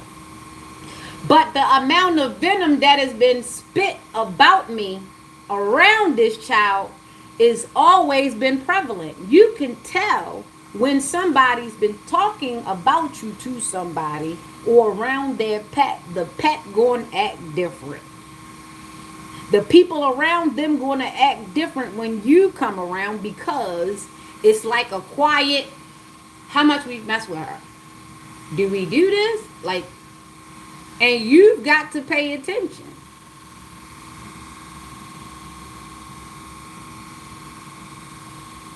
Even if you, go back around for confirmation of closure, even though I don't suggest it because you got to be real easy because you got to be able to not tell people that you on to them.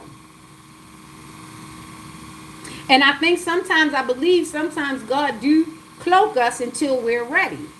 He makes our movements very, very undetectable until we're able to create the boundaries that need to be in place. Other than that, people will know that you want to them and they will get at you a lot faster. They will speed up the process. So be grateful and glad that God cloaked you long enough for you to come out of danger unawares. Now that you're aware, doesn't mean that the danger is gone. It just means that you can clock that T a lot faster. And you can move accordingly. And you can bust a razzle dazzle if you need to. Because trust me, with some of these people, you're going to have the razzle and you're going to have the dazzle. And it won't be one of it. You're going to have to push back at some point because they're going to keep coming. So you stay prayed up. Don't stay laid up. Stay prayed up. Don't go to God because it's cute. Go to God because He's going to tell you the truth. Some people are too comfortable with lies. Some people love to be around yes men because the no is too much for them to handle. They weren't brought up to handle what a no can do for their life. And it can do a lot. Both for you, both to you. So this is why sin has been being put too close, because now the program is so prevalent that it's people waking up and they don't even gotta read a book. They don't even gotta, they automatically just toxic. They automatically just sin. They automatically wake up. What's up, girl? Did you fuck that nigga? What up, homie? What it is? Did you get the drawers? Did you get the panties? I hope you don't use no condom with that chick. I would have shot up that spot. You know what I mean? Ain't got no job. Ain't got no car. Ain't got no house. Ain't never washed your ass right. Ain't never. You still using Dove trying to tell somebody what they prefer. You're using the popular one. You ain't thought about nothing. Still using sulfates and laureates and everything else. Please leave me alone.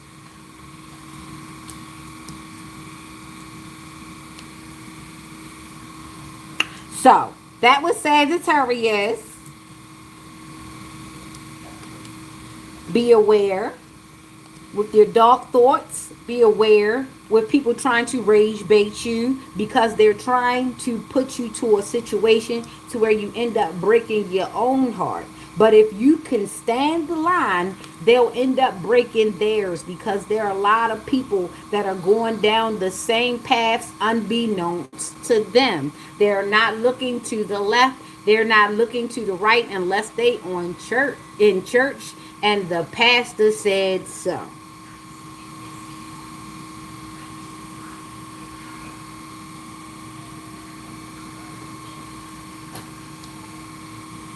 They don't know they your neighbor. They don't know what a neighbor's supposed to be. They ain't never seen Mr. Rogers. They ain't never took him serious.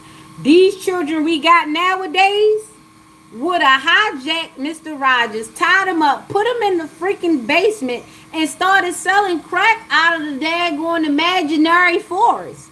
I'm not lying. They would have had all the Muppets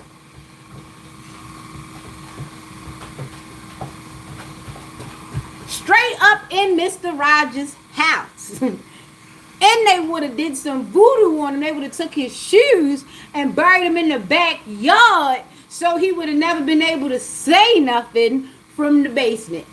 That's what they would have did. And then they would have paid a hoochie. No, really how they would have got Mr. Rogers is he would have been coming in the house and they would have sent some loudmouth hoochie. Mr. Rogers, what you doing? Mr. Rogers, what you doing? With a bunch of eyelashes. We'll talk about Mr. Rogers, what you doing? Mr. Rogers, what you doing?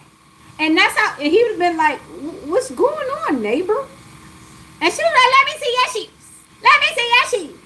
And Mr. Rogers was like, okay, neighbor. And next thing you know, her old her boo-boo friends, her little fake drug dealer ass boyfriend and showed up at the house. They done pushed in, hog-tied Mr. Rogers, and really started selling red tops to the enchanted forest by way of the train and maybe a drone or two.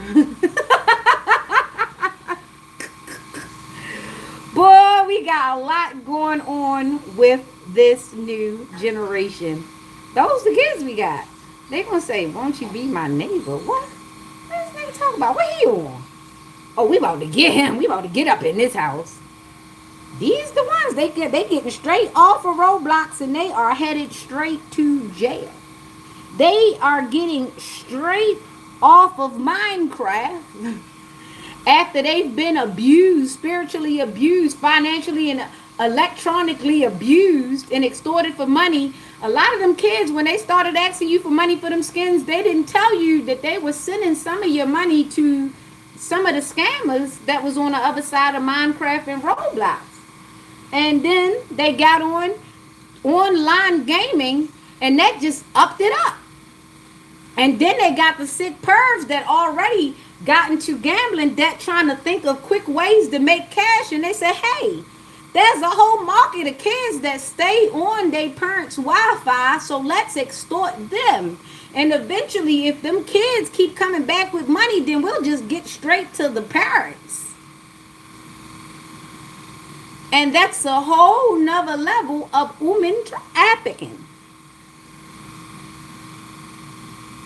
Sin is around us 24/7, erected legally and illegally. You have to keep blinking until the picture clears. It's like you have to be your own focus. You have to be your own camera lens. You have to refocus 1,000 times because there's different illusions at different levels. Remember, the prescription and the glasses isn't necessarily a powder or a solution. It's just the cut in the glass and the way you look through it. Sagittarius, Aries, Taurus, and Libra. Burdens, extra responsibility, hard work, productivity, conservation, heartbreak, suffering, grief, emotional pain.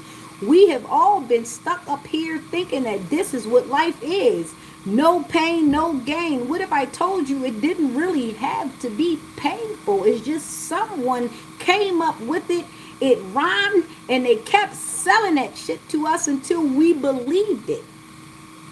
It doesn't have to be painful. You don't have to hurt that person. You don't have to sabotage that person. You don't have to hit that person. You don't have to cuss that person. It's not necessary.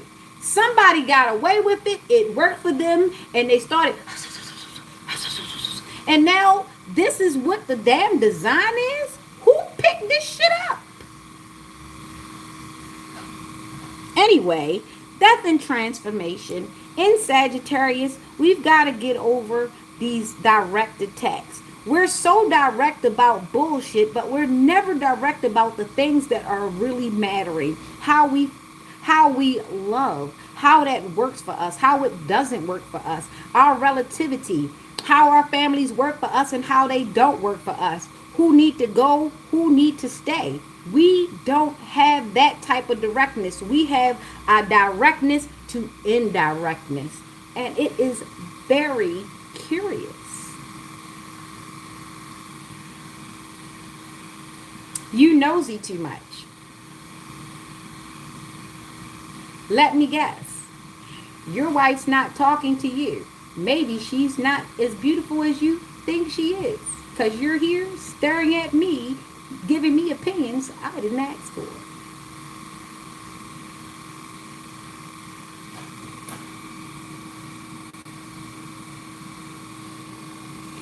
Oh yeah, if you want a pretty pocket, there's called lotion in your hand. It's free. Anyway, that was Sagittarius, death and transformation. All right, Capricorn. Five of Pentacles out in the cold, Knight of Wands, trying to come back. Somebody's trying to come back. Somebody's trying to spin the block, Capricorn. Take what resonates, if it is you or if it's somebody.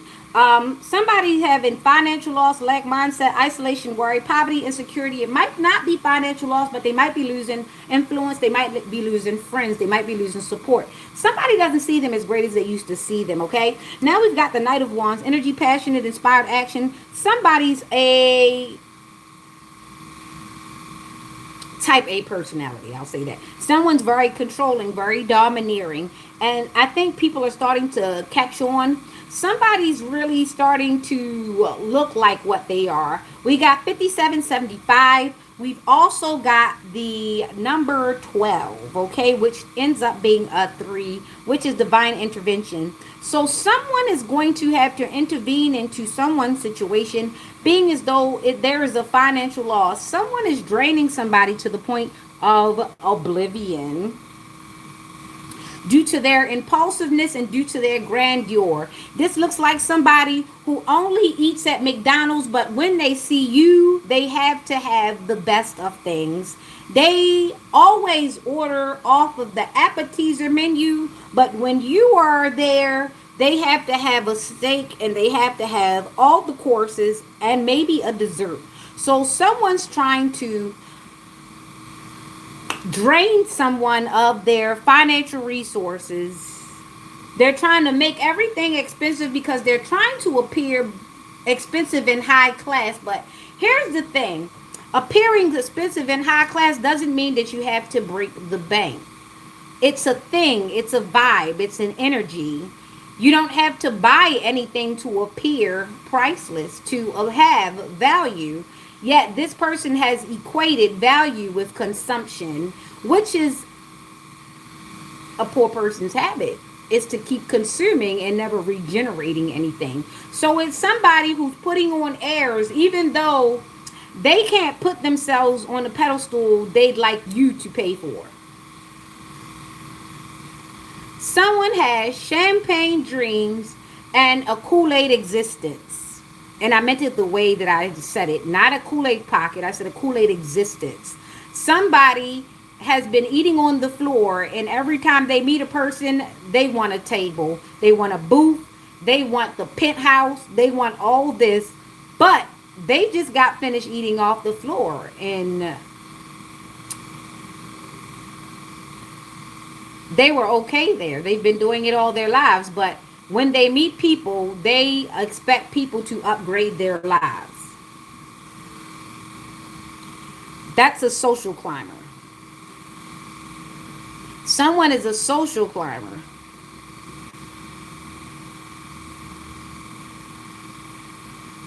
And what's crazy is they ruin people's lives by just by being connected to them by association. But they're shameless about it. They don't care who they have to destroy trying to get where they need to go.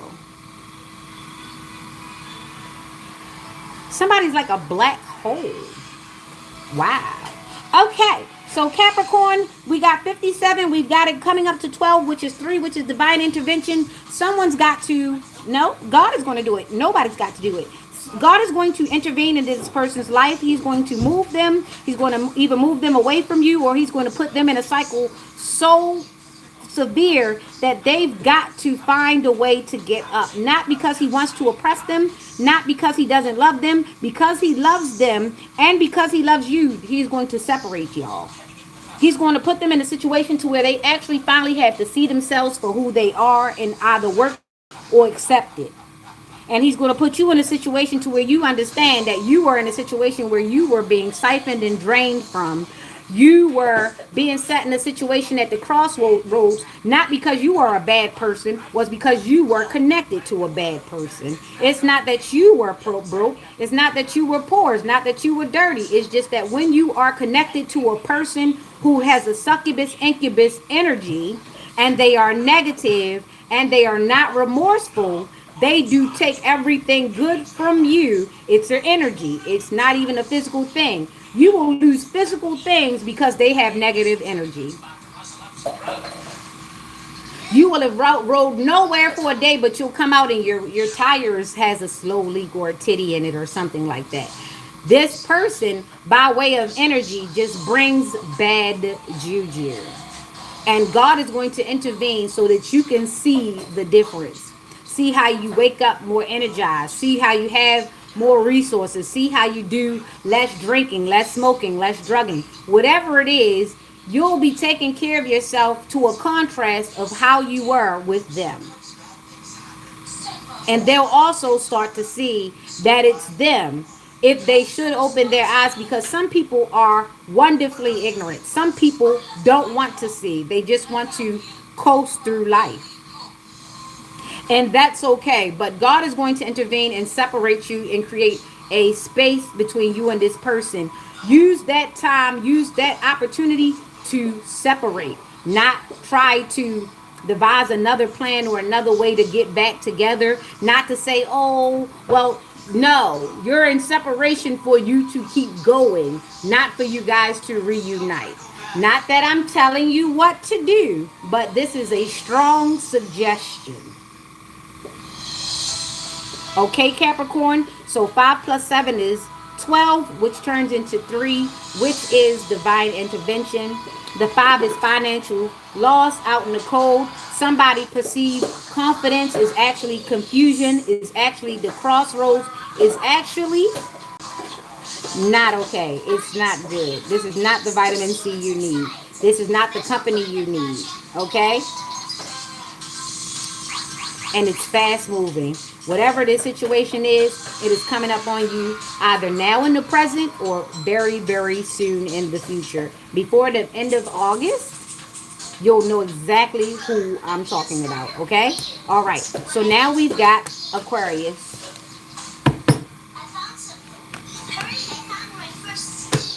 I gotta kick them sausages out. 7 and 5. Wow. So we've got 9, 7, 5. That is all odds. The way that it popped out was all odds. Odds. 9, 7, 5. Okay. I've got Golda. I got Comfort. I've got Chioma. I've got Diane.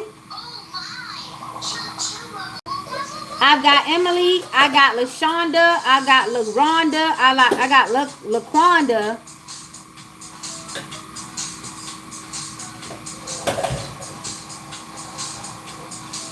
Cachet, Fallon, Michelle, Kimberly. 975-579-9757-75.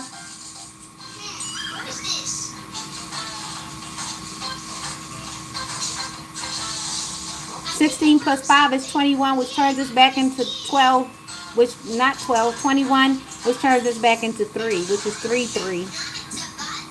Ascended Master, Jesus years 33. Okay, 575, that is 12. That turns into 12 because the 9 plus the 7 is 16.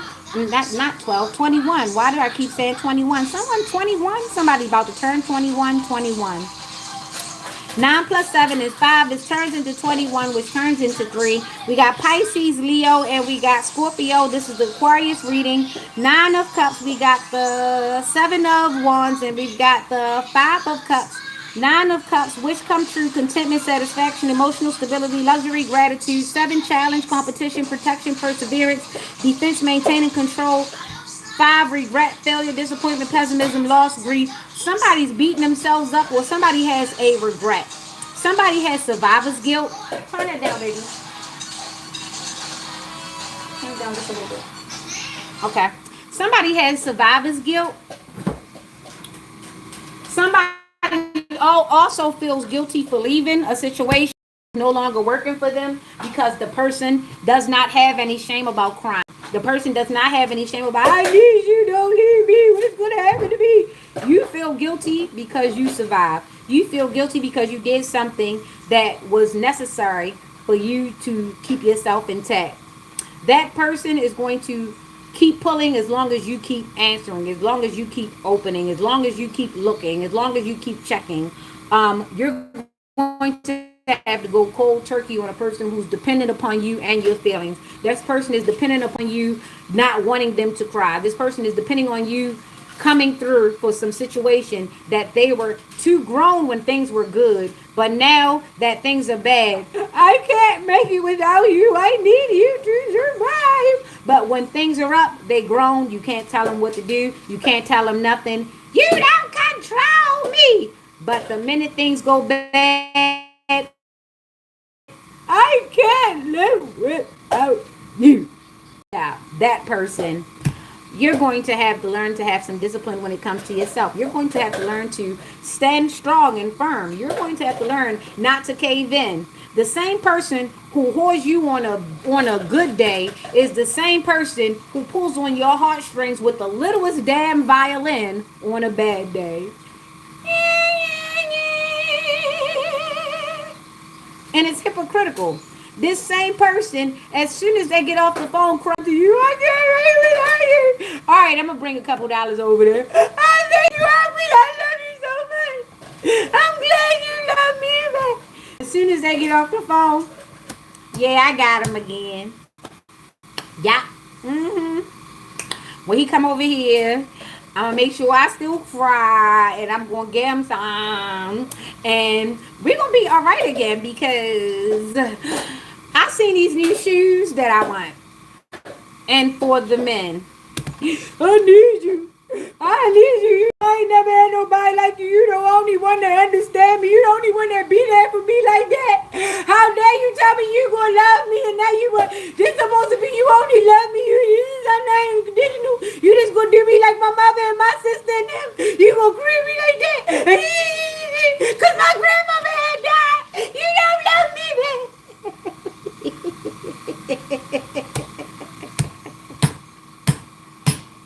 And here you go with your mothering ass. Oh, I didn't mean to talk to you like that. I didn't know you was hurting like that, baby. I'm so me. Shut up, dummy. His grandmother died 10 years ago. He ain't over that shit because he fucking did it.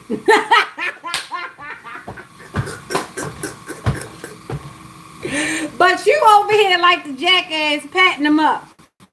Oh, baby, it's gonna be okay. But he only came to you because he felt like you had some money because he just spent that last $500 from that policy that he cashed on the same grandmother he crying to you as telling you he missed. That was guilt.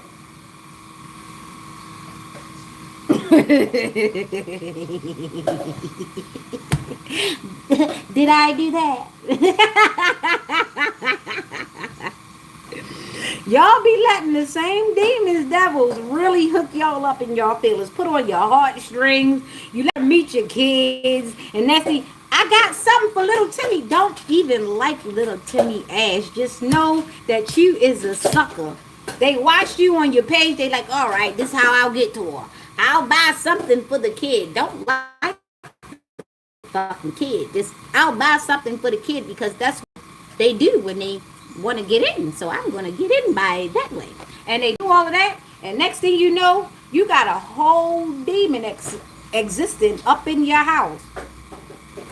You want that girl to watch your kid. The kid don't. She don't like you. She don't like the kid. She don't even like your baby mother. But she liked the life that you've given them. So she came to fuck up everything and take everything. And you, cause you so thirsty and you want that hot spot, that you turned something that was supposed to be a meeting into a whole life, and now you can't get visitation with your child. You is behind in child support. You is behind in a lot of things in life, including your goals. But you got this funky hoe sitting there. Oh, I'm so happy you love me and you were so willing to do all of these things, including ruin your life, just because of me.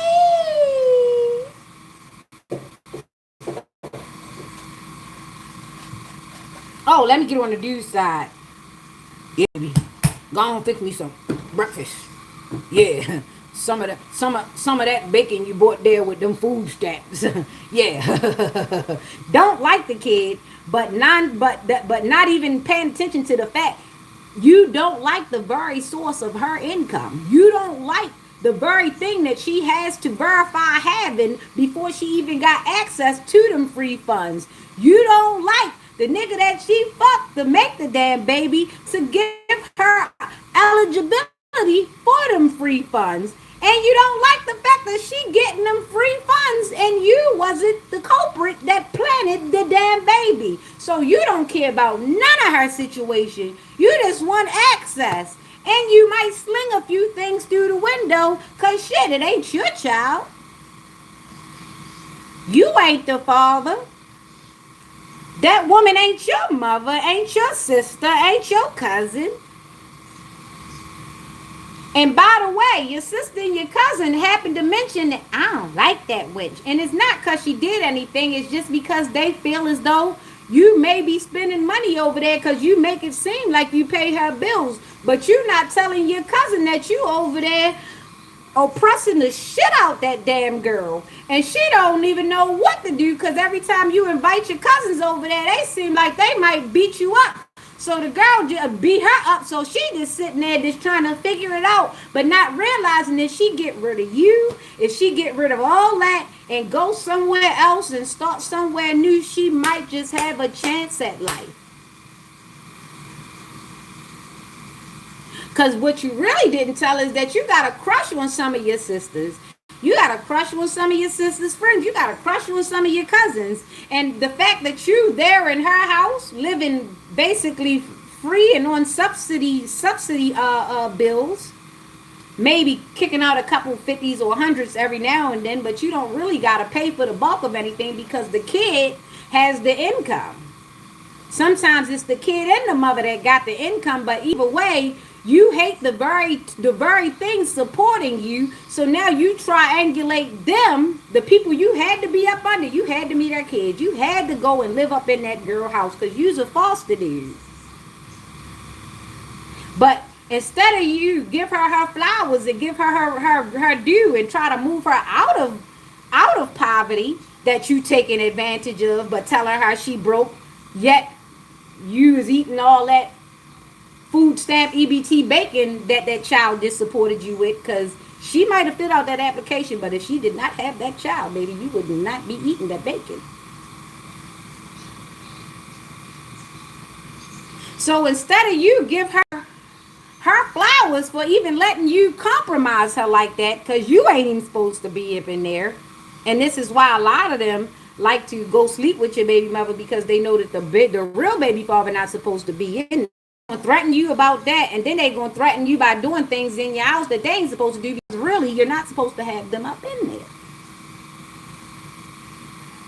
So then you do one bigger thing. You go find a chick that she don't like to screw in her neighborhood.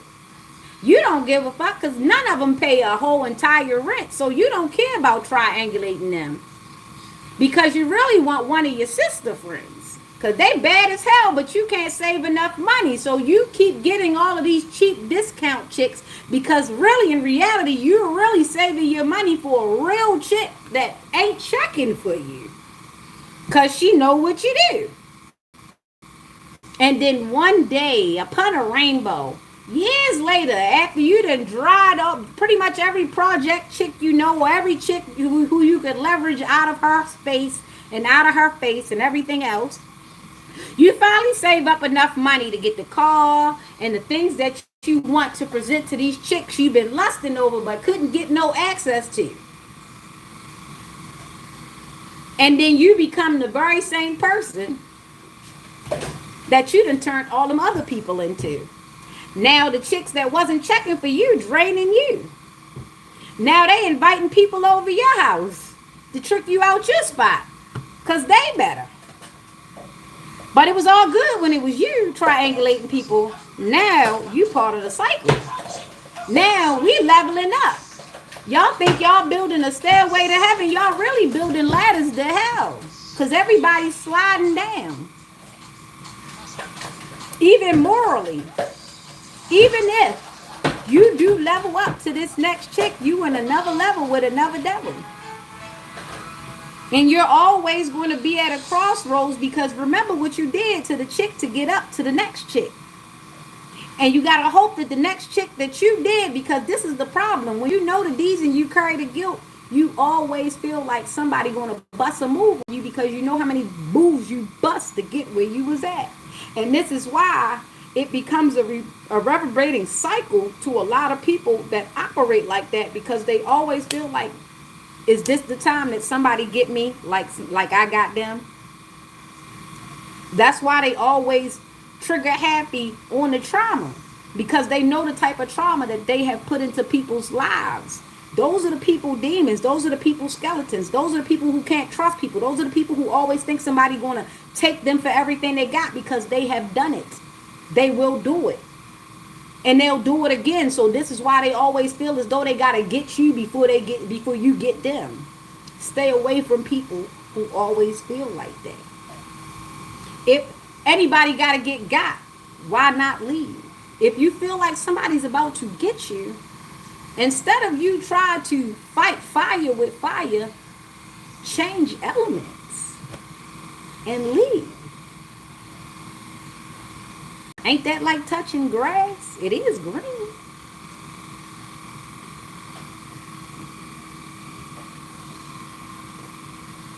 All right, Aquarius. So that's Pisces, Leo, and Scorpio. Wish come true, contentment, barriers, putting up defense mechanisms, and regret. Somebody regret leading with their hand, leading with their money, leading with their riches, letting you know what they had. Somebody came in and used everything you had to get somewhere else. And that is a social karma. Some people are like that. It doesn't have to be romantic. It can be platonic. It can be some of your friends. It can be some of your coworkers. It can be a lot of your family. People will come in, use you, use your greatness to get next to you, and then use your greatness to destroy you, and then use your greatness to get to the next person. But nobody's telling you that it was your greatness that propelled them anywhere or inspired them. Everything was based on everything that you are. Be careful. Be stingy with that. At times, you're going to need to be disrespectful about it because they're going to disrespect you to get it. 9, 7, and 5. 21, which is 3. Divine intervention. It is happening. Somebody is awakening. Somebody is woke. Somebody's third eye is now blinking sleepily, getting the crust out, and it's like, oh my God.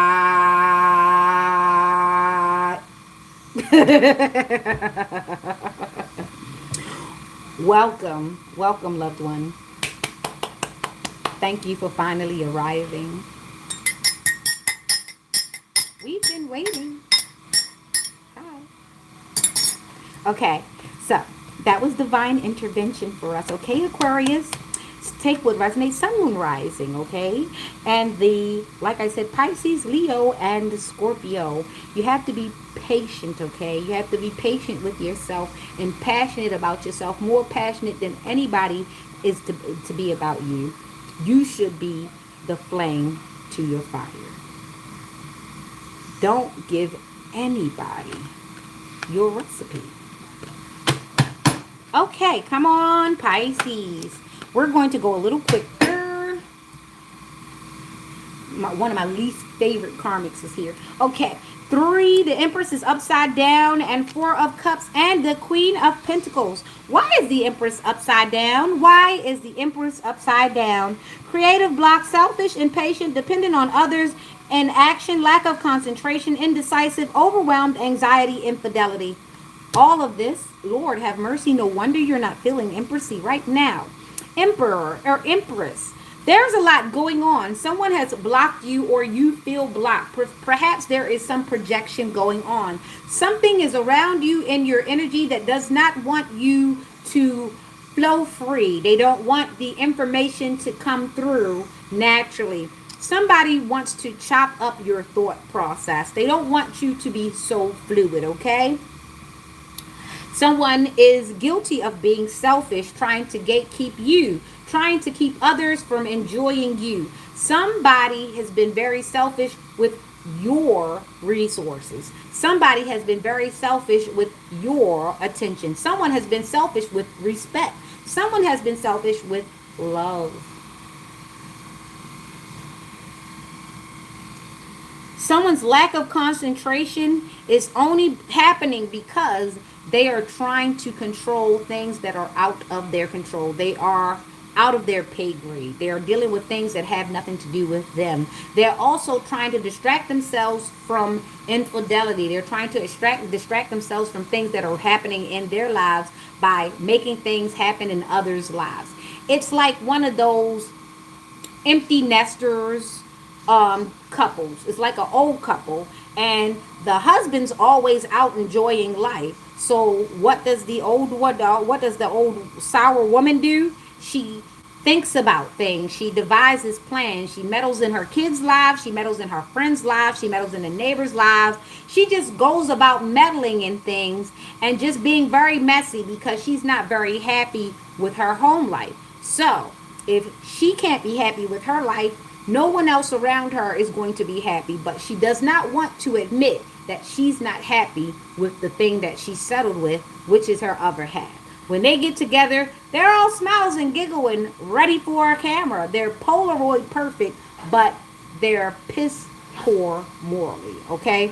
Somebody's in a situation like that where they use the world around them as their shitting stick.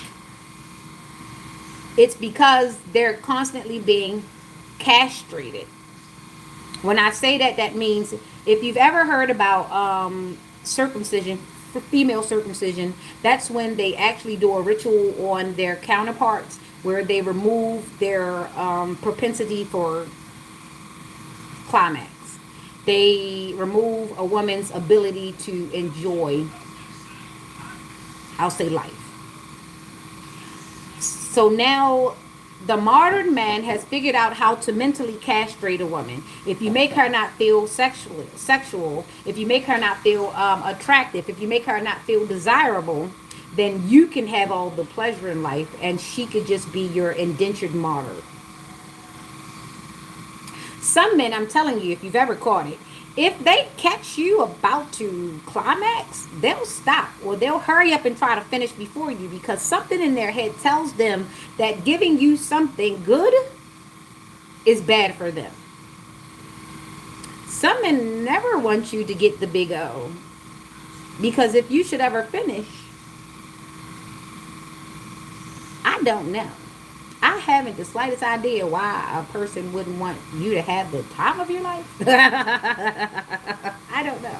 But some men do that to powerful, beautiful women because that's the only power that they have. They know that they're never going to make more money. They know that they're never going to be smarter. They know that they're never going to be cleaner. They know that their mother holds no candle to you, their sister, their aunts, their uncles. They nobody holds a candle to you in their life. But the one thing that they can control is how you are desired by them. And if they make it seem, and if they triangulate you with enough things, places, people, portraits, illusions, hit a bunch of likes on a bunch of beautiful people's pages to make you feel as though they have access to them, even though they're not even an option. Nobody knows them the way you might feel they know these people. They just have them on their page to make you feel as though they're valuable. And then they triangulate you. So, somebody's messy as hell. Somebody's got a block. Somebody's trying to distract everybody from the fact that they are being cheated on left and right. They're catching horn. They're catching horn. But they don't want to let the public know that they're not the bee's knees that they let people let on. Also, this person also don't want to let you know that they're actually allowing some things happen in their bedroom that they wouldn't usually go for, just so that they don't end up alone.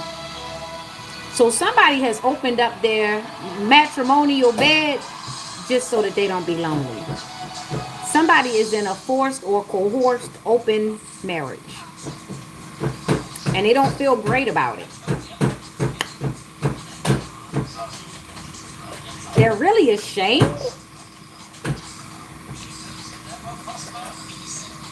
But they have put on a perfect show for so long that they're no longer ashamed of the lie. They're ashamed of the truth. This person surely uses religion as a scapegoat.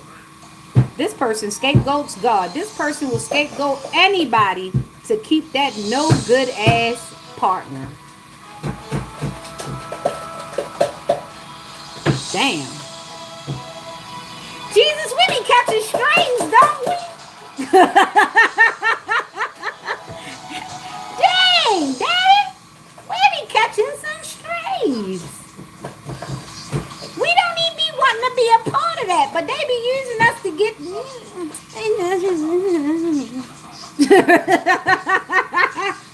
Dang. Can't catch a break. So this person feels disconnected and disconnected from, they feel disconnected from reality. They have disconnected themselves from reality because it takes a certain amount of lying to yourself and to others. What's up? So you just gonna put it right there? Alex is a cat now today. His spirit animal is a cat right now. I got you.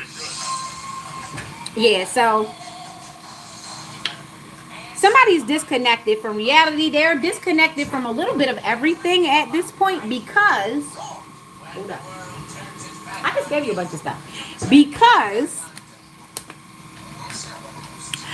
they have been lying. And when your brain has to keep coming up with another reality, have to keep manufacturing another reality on the whim, your mind can't compute that all the time, especially when you've got people randomly throwing questions at you or catching you off guard, and you're aware that you still have to have the same poker face with everybody because you've been very meddlesome.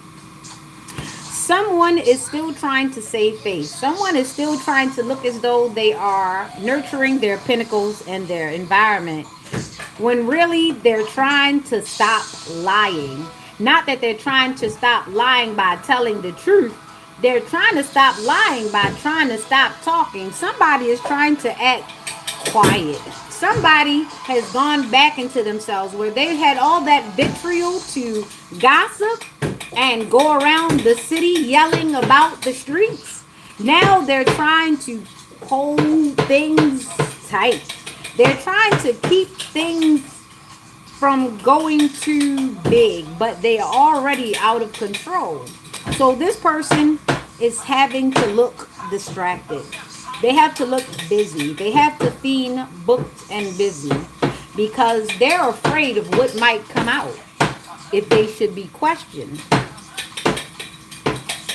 They're afraid of what might come out if they should be talking and be caught unawares.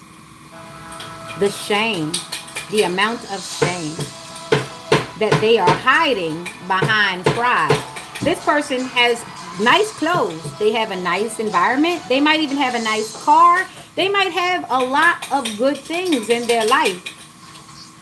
But they got them through bad means, through bad mind, through bad intentions. And that's the shame. Everything that they've built that looks good is not great.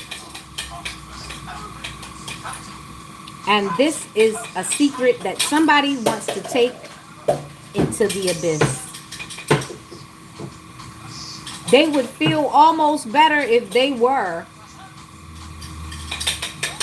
to pass away before this gets exposed. But I believe the creator's got other plans. I believe that this creator will not let it go down that easy. I believe that the creator wants this out before they get a quiet escape. What is that man's name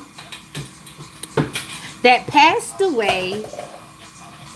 The one that passed away, the music mogul. Someone wants to escape much like that man. The music man. You know who I'm talking about. But they're not going to get that. They're not going to get that at all. The numbers are 3 and 4, which is 7, 43. Somebody's 43 or 34. This is Pisces. This is female. This is Cancer, Pisces, Sagittarius, and Capricorn. The number is 4 plus 3, which is 7. Clive Davis. Yep. Someone wants to escape much like Clive Davis. Their hands are filthy. Their deeds are filthy. Their mind is fragmented. However, they think that they're going to get to quietly spirit away without exposure.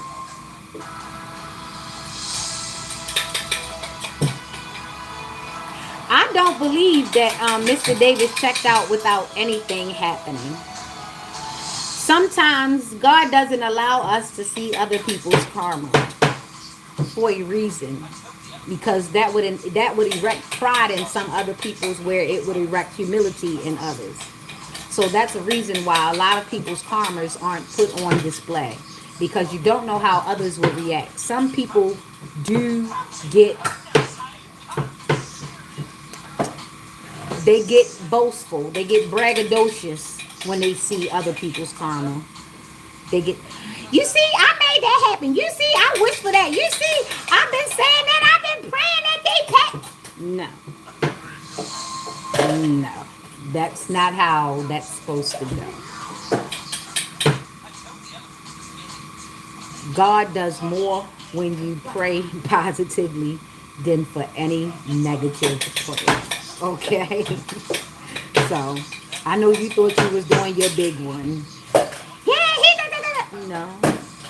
You just showing that you have the propensity to be just as dark as him. That's why God don't let everybody see everybody's karma. Because some people will become reinforced. They will not get humility. They will not gain humility. They will be reinforced in whatever sideways thought that they had. That's why everybody's karma doesn't become a stage play. Okay? So that was in Pisces, the Empress in reverse, 4 of Cups, apathy, reevaluation, disconnection. And this person is definitely trying to still give off the energy of nurturing, practical, providing financially, and a working parent. This person is not that. This person is smothering, self-centered, keeps conflict, and very, very jealous. Okay. So that is a 7, which is a complete cycle, and that was Pisces, a female Pisces. It can be a male with a lot of female tendencies, but we have Pisces, we got the fem sign. We've got Pisces, Cancer, Sagittarius, and Capricorn. This was the Pisces reading. Okay, so let's go with Aries. Hello, Aries. Good morning to Taco Tuesday. Everybody doesn't eat tacos. Some people can't even eat a hot dog after 7. So just be sure of where you are on the heat index and make sure you got some Beano or some lactate in case you like that sour cream and that dairy. All right.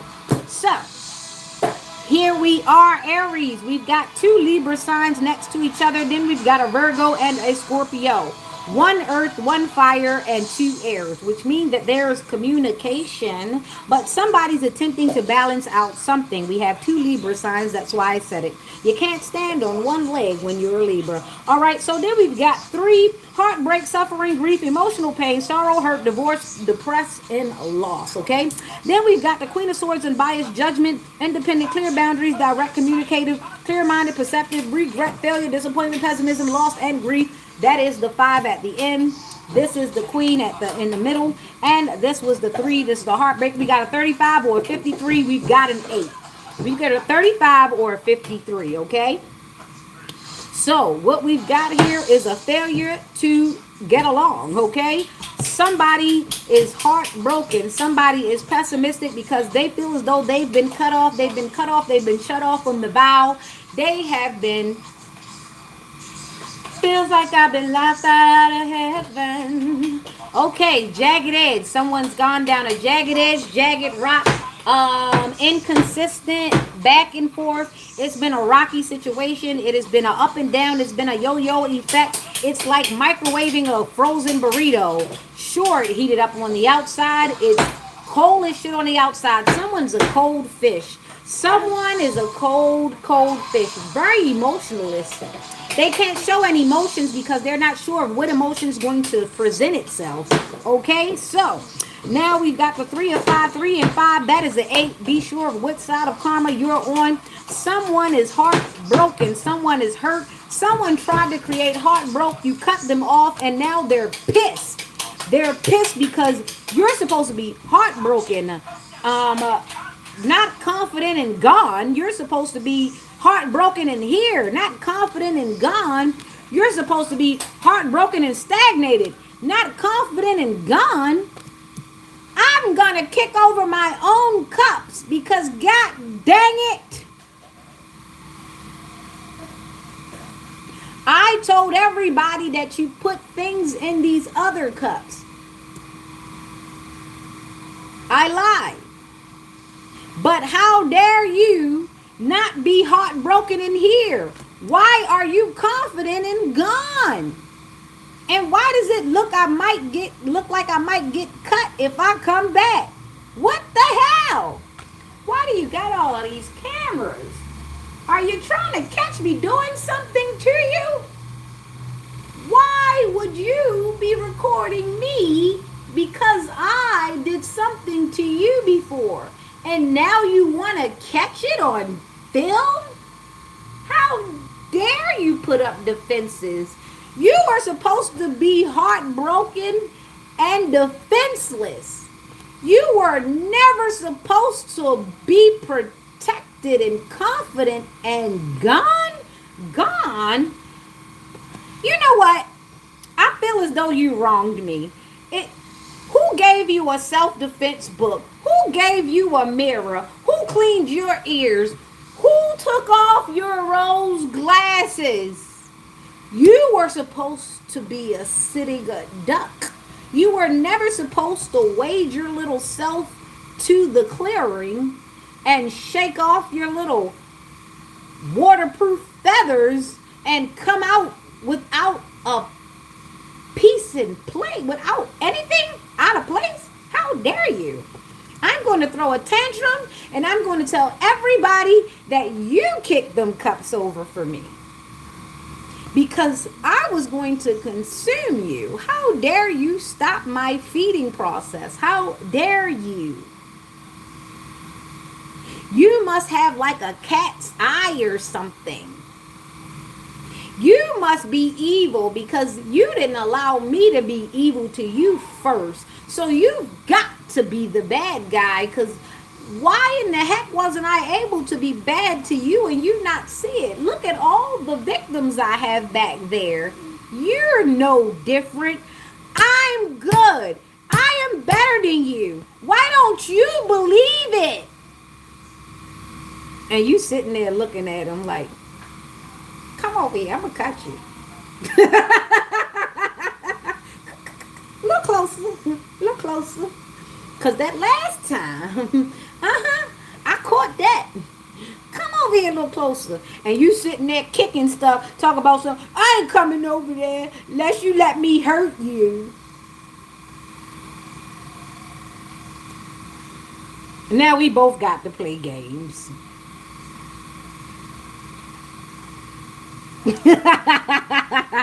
And that was your Aries reading. Look, some people would love to lead you to your own demise and tell everybody that you loved it there. They would love for you to corroborate the story that you led yourself to Sheol. They would love it. They would love to tell everybody, oh no, I didn't make them, I didn't do that to them. They did that to, they left themselves. They like it over there. Somebody would love for you to tell them that for you to corroborate their story. Somebody would love for you to unknowingly gaslight yourself into your own demise. They would love it. But since you will not pick up the torch and they still have to do the hard work, how dare you? Somebody came into your life wanting to be a leader and not being a leader at all. Somebody really thought you were stupid as hell. Somebody thought you were so dang green and gullible, and they got so dang pissed when they figured out that the only gullible person in the room was them. And you're wondering, who in the hell did they convince? And why were they stupid? And now it's your time to look around and take a gander and start taking notes and seeing that it seems as though they've surrounded themselves with people that have a lack in IQ. And they told themselves, all of them, because they are on the same frequency, that you were the odd duck. It was something wrong with you, but they needed the support of people that had the same vibration so that they could even feel reinforced in that position. So now you by yourself, oh yes, Tweety Bird to be exact, oh yes, fentanyl to be exact, vroom vroom to be exact. But they told themselves that they would meet up with other stupid people and together they would have one brain. That brings me to a really horrible light bulb joke. Or maybe a really horrible bar joke. A stupid man, an anti-man, and a panty man all walk into the bar at the same time. And they leave with the same idiot. Them. I crack myself up. All right, Taurus, what it is? Would have been as you. Car jumped and it was next. Is there a Harvey in the house? Okay, so we've got next. God bless a child that's got its own. It's a Gemini card. It's my card. I made it for me because God bless the child that's got his own. Because here's the thing. One, the saying is the proof in itself. If you are blessed, and if you are deemed a child of God, and if you identify yourself as a child of God, you will make sure you have your own, because you know the devil wants to soon part you with anything that you held in precious or in value.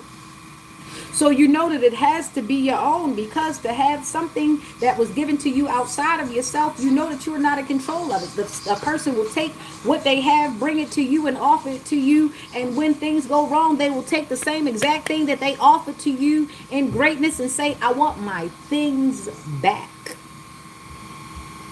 And a lot of times when we have gotten ourselves used to having something there and somebody says, I want my things back, you get upset at the change and you can't transition good. So you start fighting that person, but it was theirs in the first place and they said they want it back. And it's something in your mind, it's a chemical, it's an insecurity, it's a lack that would make you try to fight somebody for something that was theirs in the first place.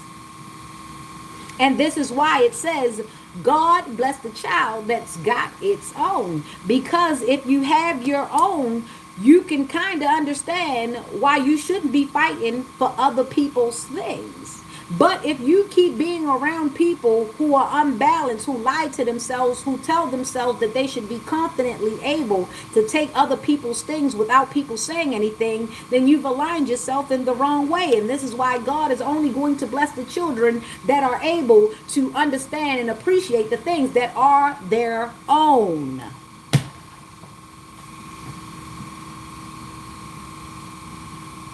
Because if you come out of a bag every time something isn't yours, then you're not going to feel blessed, and you're not going to be a blessing to others, and you're not going to be an example to others. You're not going to be in your God consciousness. You're not going to move right. They're going to see you in your devil, your demonic error. You're going to be acting out. I want it back. I need it back. It's mine. I'm used to it. A lot of divorces come because of that.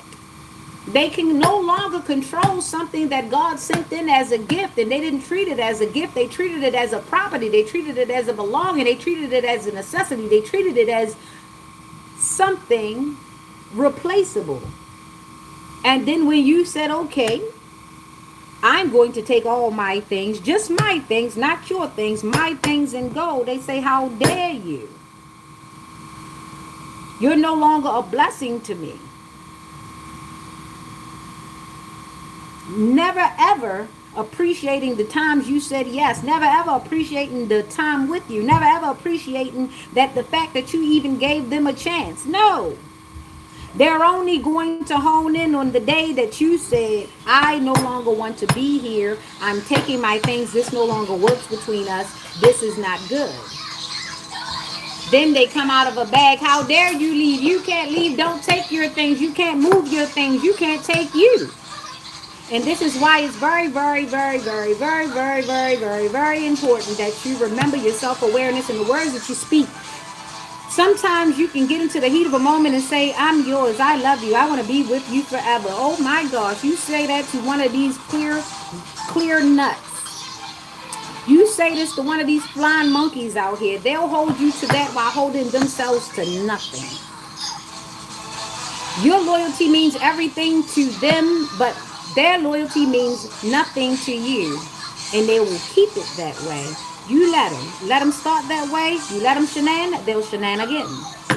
All right, Taurus, let me pull your other two cards, because God bless the child that's got his own. That's why it's important to have your own, so that when people decide to go pack up their things and leave, you don't come out of a bag on them, and you don't come out of a bag and leave yourself. You don't abandon yourself to be with them.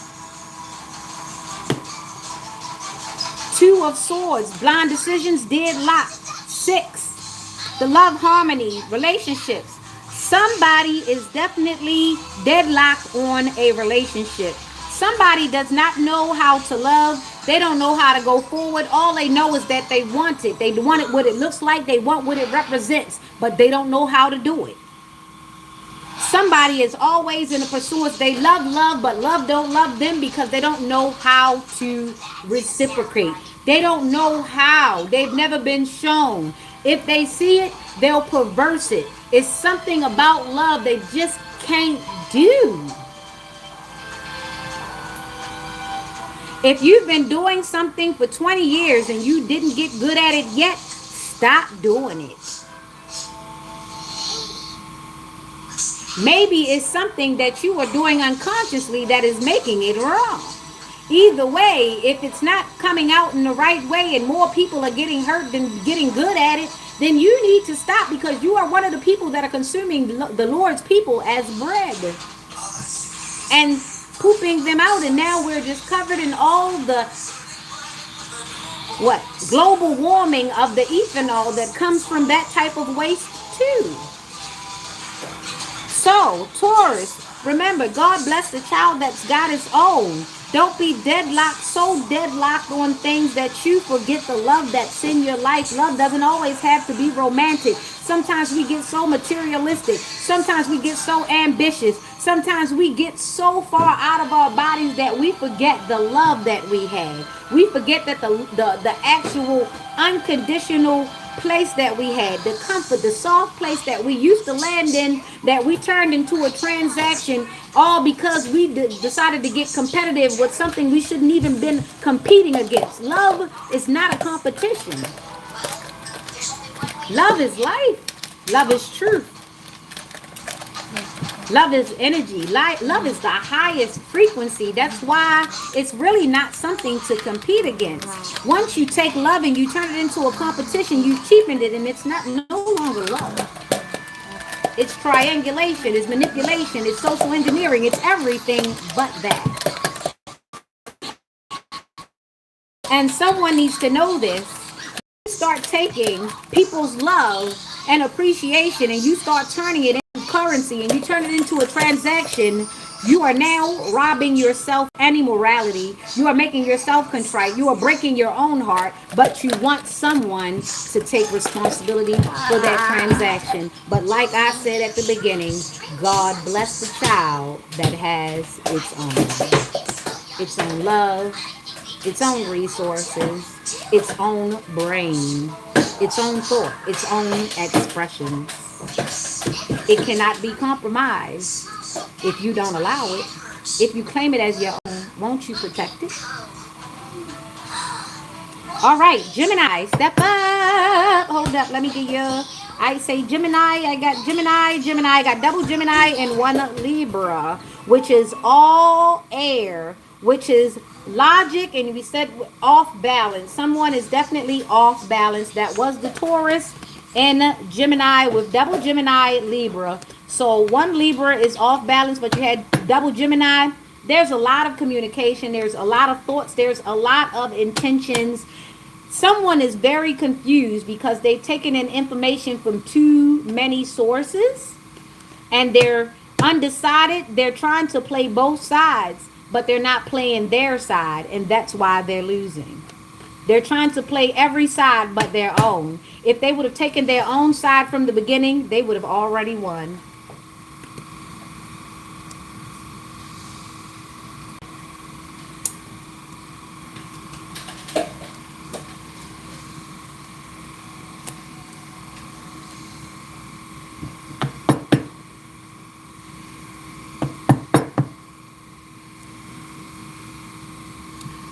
Jim. We got Pisces and Aries. Somebody is a leader. Somebody is intuitively leading. Somebody is using their brain. Page of Wands, inspiration, ideas, discovery, limitless potential, free spirit, exploration, excitement, and freedom. Okay.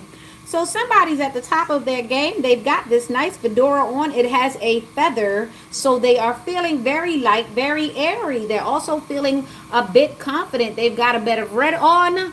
Thank you, Papa Legba. Thank you, Oshun. Thank you. Thank you. We have red and white. Yes, we know who that is. And Mami Wata. Yimiya. Thank you, exactly. Thank you to all the archangels. Thank you, Hecate. Thank you, Archangel Gabriel. Thank you, Archangel Michael. Thank you to all the angels. Thank you to all the planets. Thank you to all the Orishas. Thank you. Thank you to all the masters, all the ascended masters. Thank you to the ancestors. Thank you to the spirit guides. Thank you to the most high of most high. By order of Melchizedek, I love you. Thank you. All right, so Gemini, teamwork, collaboration, learning, implementation, building something. There is a way to build together without having to have advantage.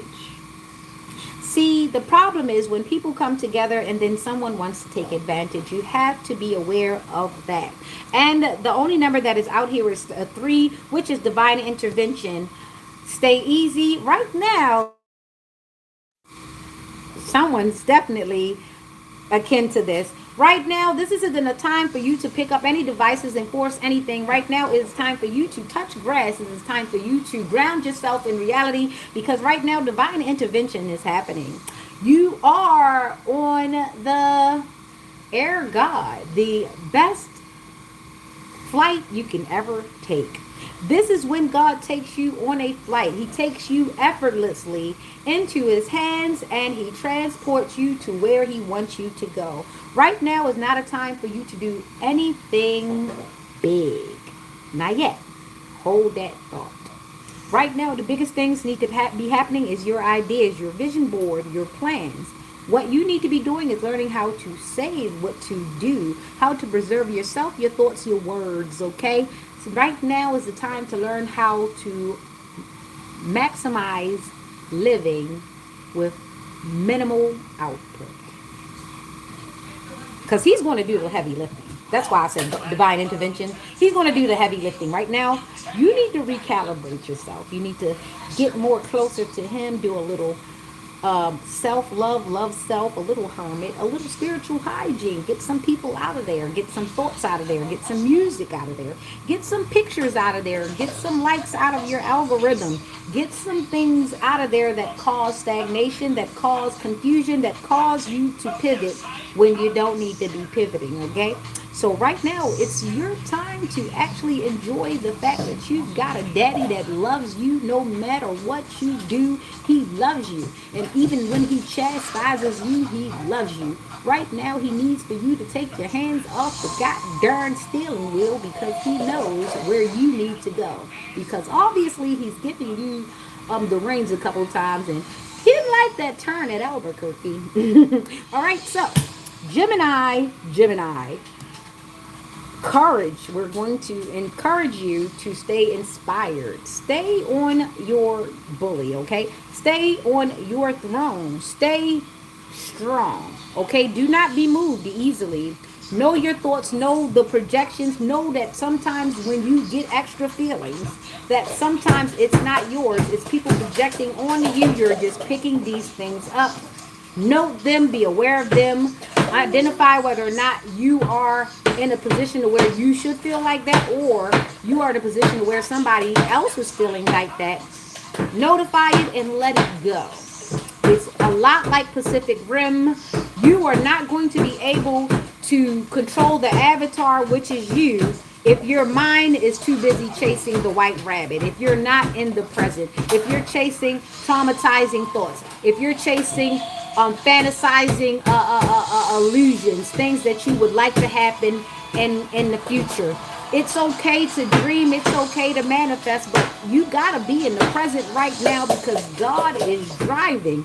He wants you to pay attention to the landmarks. I used to hate it when I used to take a ride and be with grown people who talk endlessly, but by the end of the trip, you say, do you remember which street? Do you remember this? Do you remember that?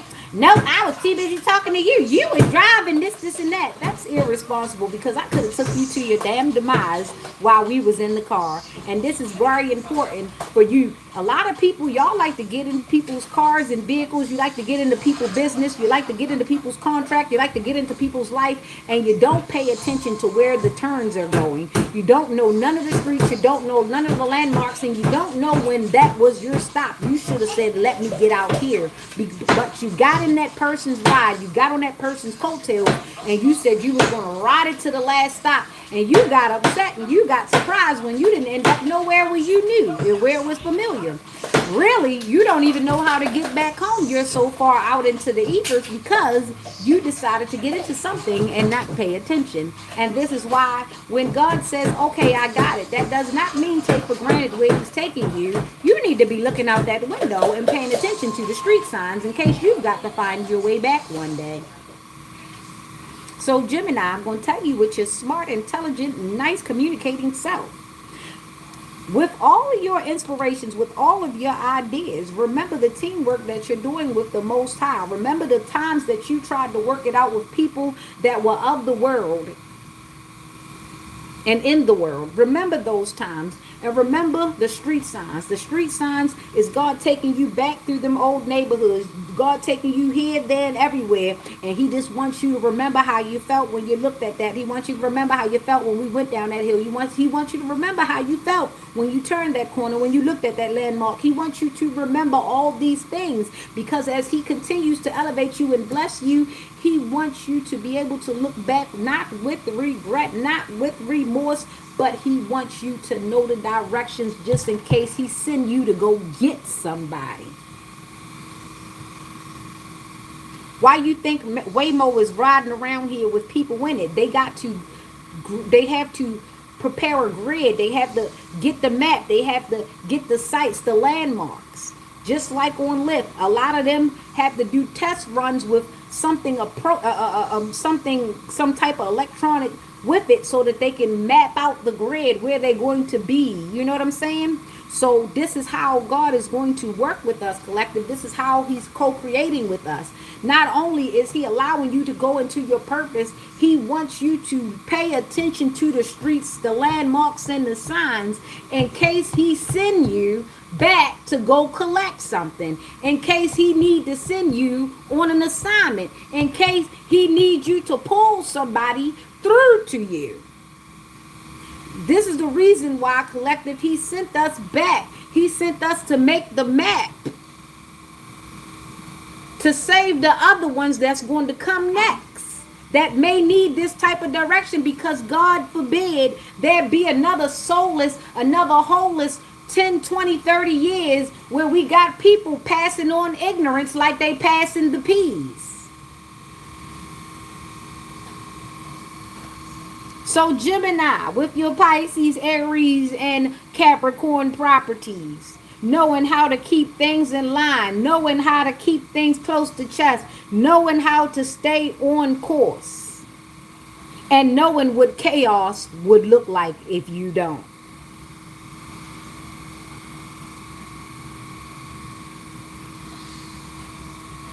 Pay attention to the map. Remember where you've been. Remember where you don't want to go. Remember, because somebody's going to need you. There are people right now that need you, that need some of the knowledge that you got, that would do very well to listen to you. We've already had 10, 20, 30 years where we had people getting old, but they weren't getting more responsible. They weren't getting more free. They weren't getting more smart. They were just perpetuating the same cycles because they didn't want to admit that they didn't know beyond what they knew. So they would beat you. That's when you got the beating, when they stopped understanding, when they couldn't go past that point. You know what? I don't know your homework, but you better. Bow! That didn't teach you the homework, but it stopped you from asking them about some shit they didn't pay attention to. Bow! You're not getting beat because you didn't pay attention in school. You're getting beat because they didn't either. And they don't want to admit that to you. That's why a lot of beatings got. That's why a lot of kids turned into bullies, because their parents ended up being ignorant bullies because they couldn't admit, baby, I done taught you as far as I understand.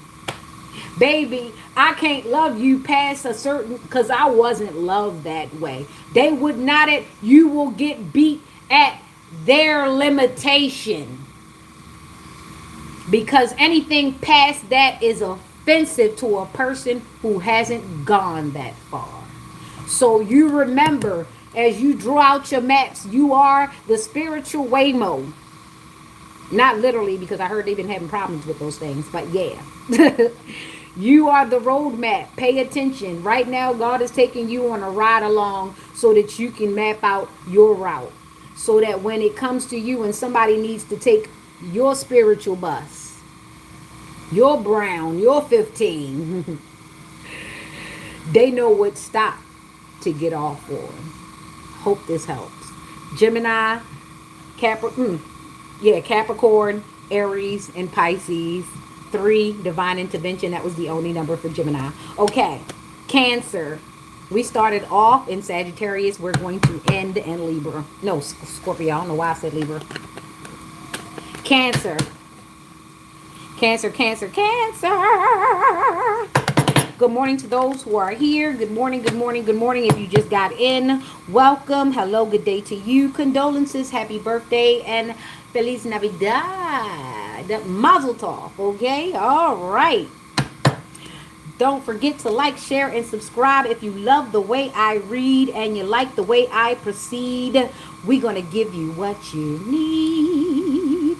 All right. So now we've got a Cancer situation, Page of Pentacles, 6 of Cups, and we've got a 8 of Pentacles. We have Scorpio and Virgo out here. We have 68 and 86, 86 and 68.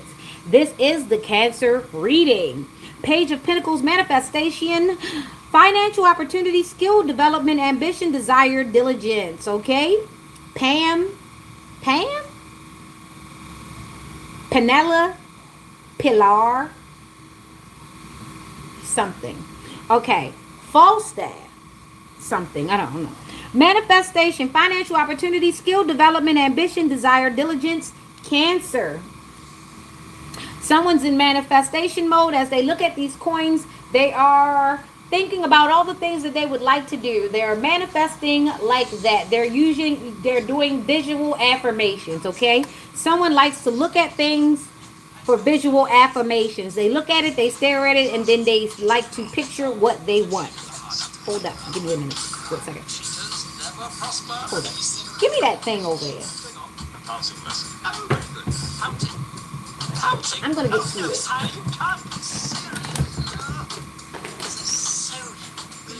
Oh, I'm coming. All right. So, familiarity, happy memories, reminiscing childhood. Somebody has remembered their childhood dreams. And when they do the Pentacles manifestation thing, this is what they're doing. They're trying to think about all the things that they've ever wanted in life, and they're trying to manifest them in. What you need? We gotta go somewhere. Okay, so yeah. And they're trying to master it. They're trying to master the coins. They're trying to master generating coins. They're trying to master a way to bring about the life that they want. Somebody is trying to turn into a very good direction. It looks really good. We have Scorpio and Virgo here, which means that they're going to try to think of the most perfect approach. They're going to be very surgical about it. That's one thing about a Virgo. They are very hard pressed against details. Sometimes it can be paralyzing, and sometimes it just stagnates them because they get so hard up, so pulled, so hard bent pressed on the details. It has to be just right, okay? So, and Cancer, this is the Cancer reading. Somebody's manifesting things that they've always dreamed about, and they're trying to master the coins to do it. So somebody's trying to bring their dreams into fruition. They're trying to turn their dreams into reality, okay? And that is the Cancer reading. There isn't much I'd like to put to this. This is a 14, which is temperance. So somebody's going to have to learn to watch what they say, watch their thoughts, and watch their deeds in order to bring back a positive manifestation. Now, if this person should in any way become detached, deterred, or depressed, the manifestation isn't going to bring about as much. It might bring about half. It might bring about some. It might even give them the entryway into it, but they're going to have to work diligently to master their selves in order to master the regeneration and the generation of wealth, okay? So somebody's going to have to really be very cautious in the ways that they move. They're going to have to keep their mind and their hands clean. You're going to have to move upright if you want a positive manifestation. Not saying that something won't come. Not saying that you won't manifest that anything. What I'm saying is it's not going to be as great of a manifestation as if you did it wholeheartedly and you did all of the shadow work that needed to be done to keep said things consistent. Okay? So that was the Cancer reading. 6 and 8 is temperance. That is 14, which is 5 unexpected changes. 6, 8, 86. Someone born in 86. someone born in 68 or somebody who is the age of 68 or on their way. There you go. That was the Cancer reading. Scorpio and Virgo. They're trying to ground themselves, but this is water. There's a lot of emotion happening here, okay? Somebody is going through an awakening. At the same point, somebody is also going through a tower moment. Oh, give me a second.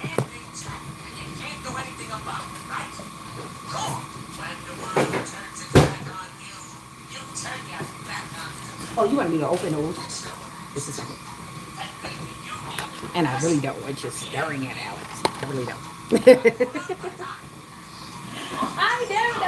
I don't. We have creepy people that live in everywhere. And for some reason, if they can't stir you into oblivion, they'll try to do that concentrated energy thing on children. And they don't feel bad about it for some reason. Wondering why they don't feel bad about trying to creep out on a kid. It's because they tell themselves that you'll never say anything and nobody will know that they're a creep, and they would actually sit there and ponder harm to your child because they can't harm you. And that also needs to be studied. Definitely. So there are people that will sit there and play with their kids and tell you that they love kids and family and children and things of that nature, all while trying to screw up your life and hurt your kids and harm your kids. It's just that they can't allow their kids to know that they're really a goddamn monster.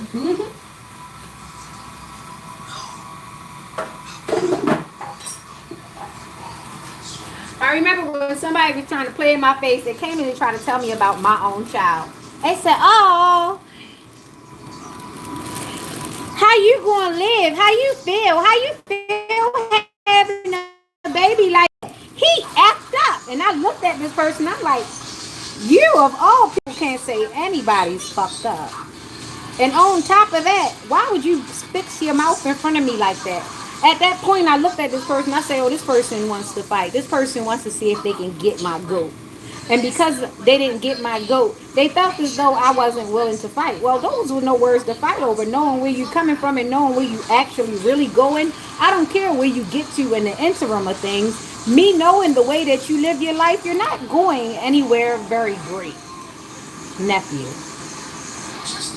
Yeah, you're not going anywhere great. So when a person sits there and purports bad thoughts in their mind for a small innocent child, way before the child even knows or thinks about them, then you really got to sit there and wonder, that's a kook. That's a real damn kook. A lot of times I can see a person's future and I can see the lack thereof. So a lot of times when they try to put me in positions to where we can get the fisticuffs, I'm not going to do it because it's something in your spirit that makes you want to put me in a situation to where I may or may not get hurt. I may or may not end up being ugly. I'm not going to give that to you. Not just like that. So I digress. Go ahead and say some fucked up shit. I already know by way of you feeling the need to say the fucked up shit to me that your life is not necessarily going to go in the best place. So you're going to have the need to dig real deep and keep your life ahead of things because you've already said the thing that actually purports to your demise. So yeah, because you thought you were keeping it real, I'm very glad to allow God to keep it real with you without me seeing. Oh yeah, that's another reason why I don't follow a lot of people. Why I don't go to none of the people that I don't like pages and none of that stuff. Is because I don't need to see your life is about to turn to shit. All I need to know is that you wanted my life to turn to shit. To know that yours is going down. Alright, so yeah, that's that part. Leo.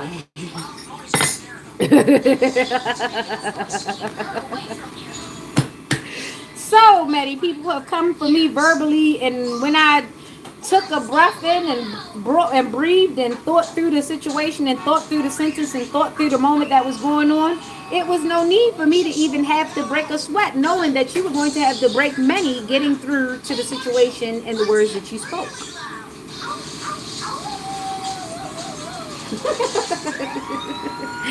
That has always been very easy for me. And that's why I can breathe easy. All right. Leo, let's go. Because we got a few left. After Leo, there's Virgo. Then there's Libra. Then there's Scorpio. And that's the end. Okay. So, Leo, we've got the Hierophant came out. 5. We've got unexpected changes. We still got the Page of Wands. So Virgo, you're gonna go a lot like Cancer. No, you're gonna go a lot. You're gonna go like in between Cancer and Gemini. So Leo, we're doing business here. Someone's been doing business. Someone's had inspiration. Someone took that inspiration. They used their courage and their confidence and zest to build a business. Someone is building a business, a lucrative business, and it looks really good. It looks really strong. It looks really solid. It looks like they're keeping their head down. They're keeping their tunnel vision aware, and they're intuitively getting to the bag. Someone is doing the best they can. Someone is getting everything together. They're cool with their tradition. They're willing to fight for their beliefs. They have society under control. They are not in the world as they are of the world. They understand that they are celestial beings. Somebody is really freaking cool. Somebody's a cool dude or a cool girl. Somebody is that. Somebody is see. Hello, how you doing? I resonate with you. I like you. Not because of anything physical, but everything spiritual. It's about your beauty, not your booty. Okay? All right. So someone is a refreshing breath of fresh air. They know themselves. They like the way they smell. They use soap, not Dove. They like to take care of themselves aesthetically, inside and out. They pay attention not to calories, but how the thing makes them feel when it gets inside. Someone is very, very in tune with themselves and how they relate to others. Someone is doing a very good job at this thing called life, okay? Someone came to win. This person also has the attitude of gratitude, even when others are right there, right around them, sitting there complaining about a bunch of nothing, not even having the wherewithal and the actual gratitude to appreciate the actual breath it's taking them to complain. Somebody sees complaints as trivial. Shout out to you, guys. Hey, girl. How you doing? You are the solution, and I'm so glad I've come across you today. Somebody is good. They're cool. They are so cool. They are Leo cool, Leo Taurus cool, which means that they don't mind being the talk of the town as long as you don't come around here.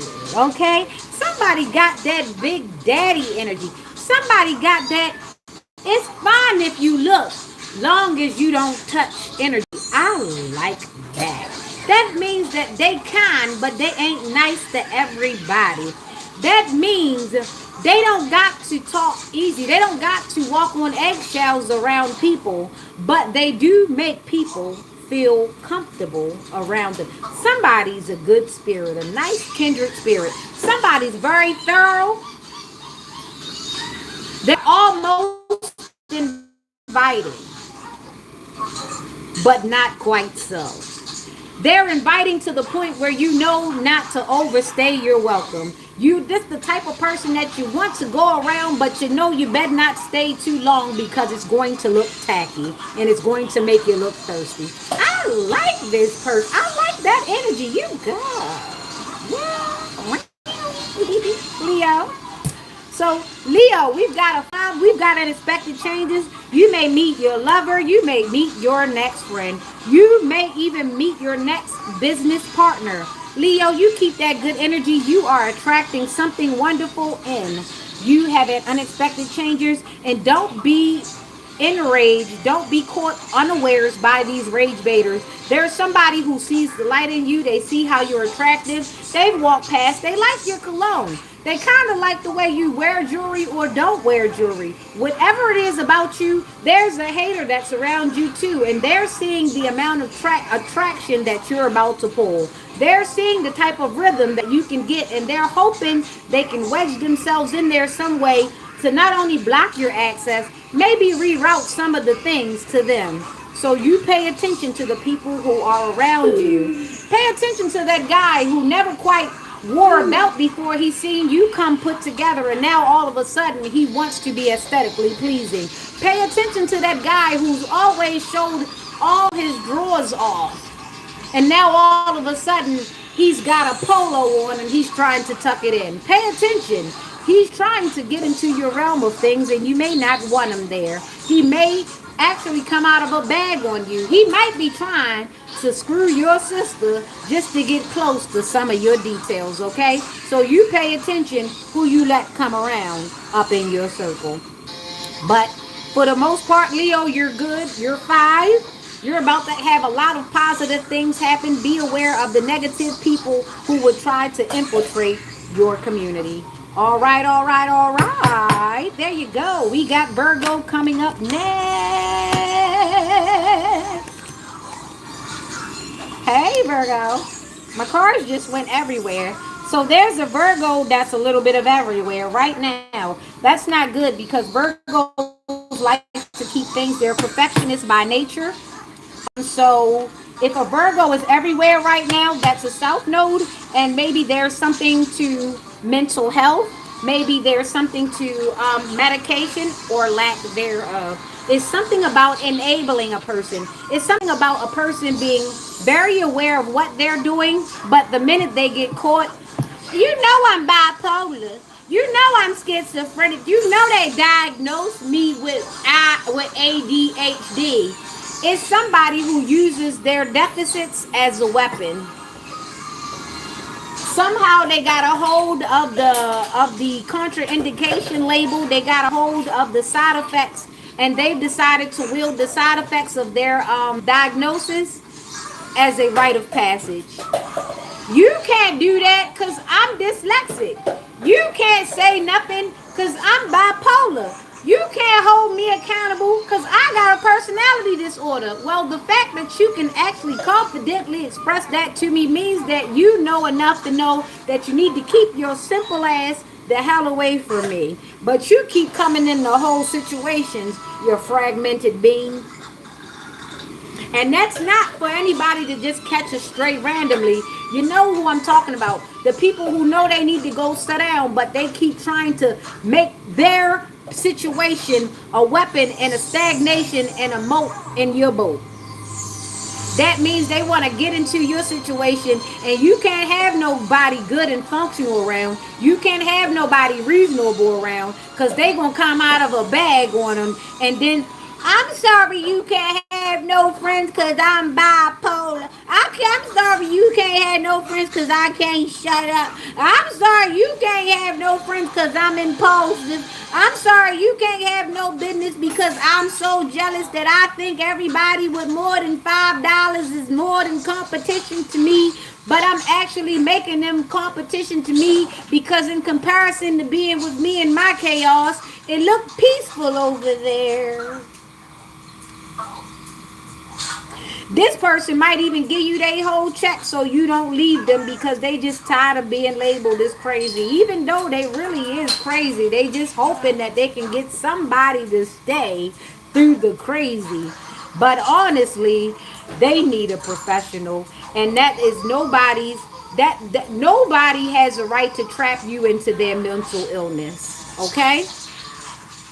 If that person isn't willing to trap themselves with a therapist or a psychiatrist, why in the hell do you let them trap themselves with you, who is not even able to give them the support and the words and the things that they need, or even a referral?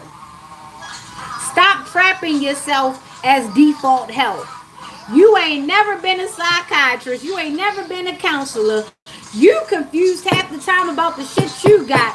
Yet you will let a mental case come and put their things on you. And they want your money.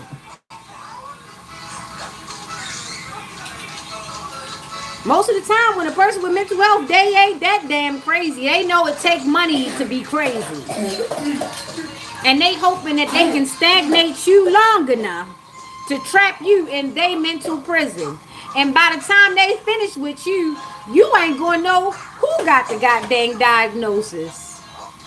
And it be just your luck that they get up and walk away just fine after they done convinced you it was you that was crazy and needed medication, and they all right because they done managed to copy you so much that they can make it seem like it's nothing wrong with them and it's everything wrong with you because you don't want to put up with it.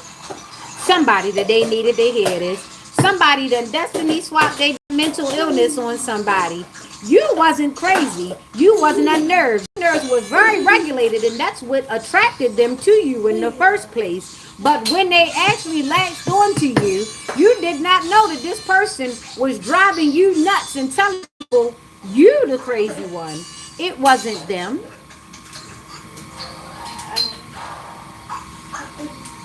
The reason why they cause all this hoopla and keep a lot of things going is because they need for chaos to cover the fact that it's them trying to make you look crazy and them trying to copy you enough to look normal.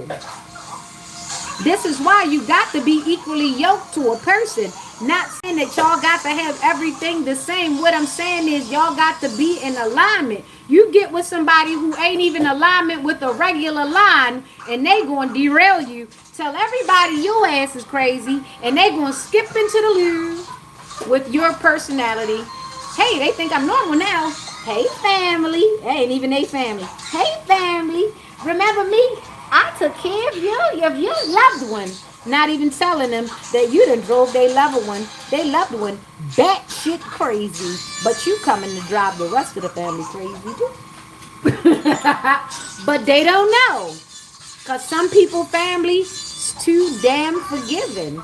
And they will invite anybody to the cookout. Make sure you have these talks with your family long before the police have to. Long before a detective has to. Make sure people are clear where you stand on things. Don't allow your propensity to get quiet and shrink up put you in a grab bag. Some people would love to isolate you and do everything they want with your life. You can't say anything because I've put you in a prison of my mouth. I've told everybody not to listen to you. I told everybody something was wrong with you. Because you're a private person, I took advantage of your privacy. Because I'm not a private person, I have to pillow talk. Everywhere I go, I gotta tell a story everywhere I go because I need people to believe that I'm a good person. I need people to believe that I am well traveled. I need people to believe that I am well rounded. And I also need people to believe that you didn't tell me about yourself and I didn't run around the world acting like those were my experiences.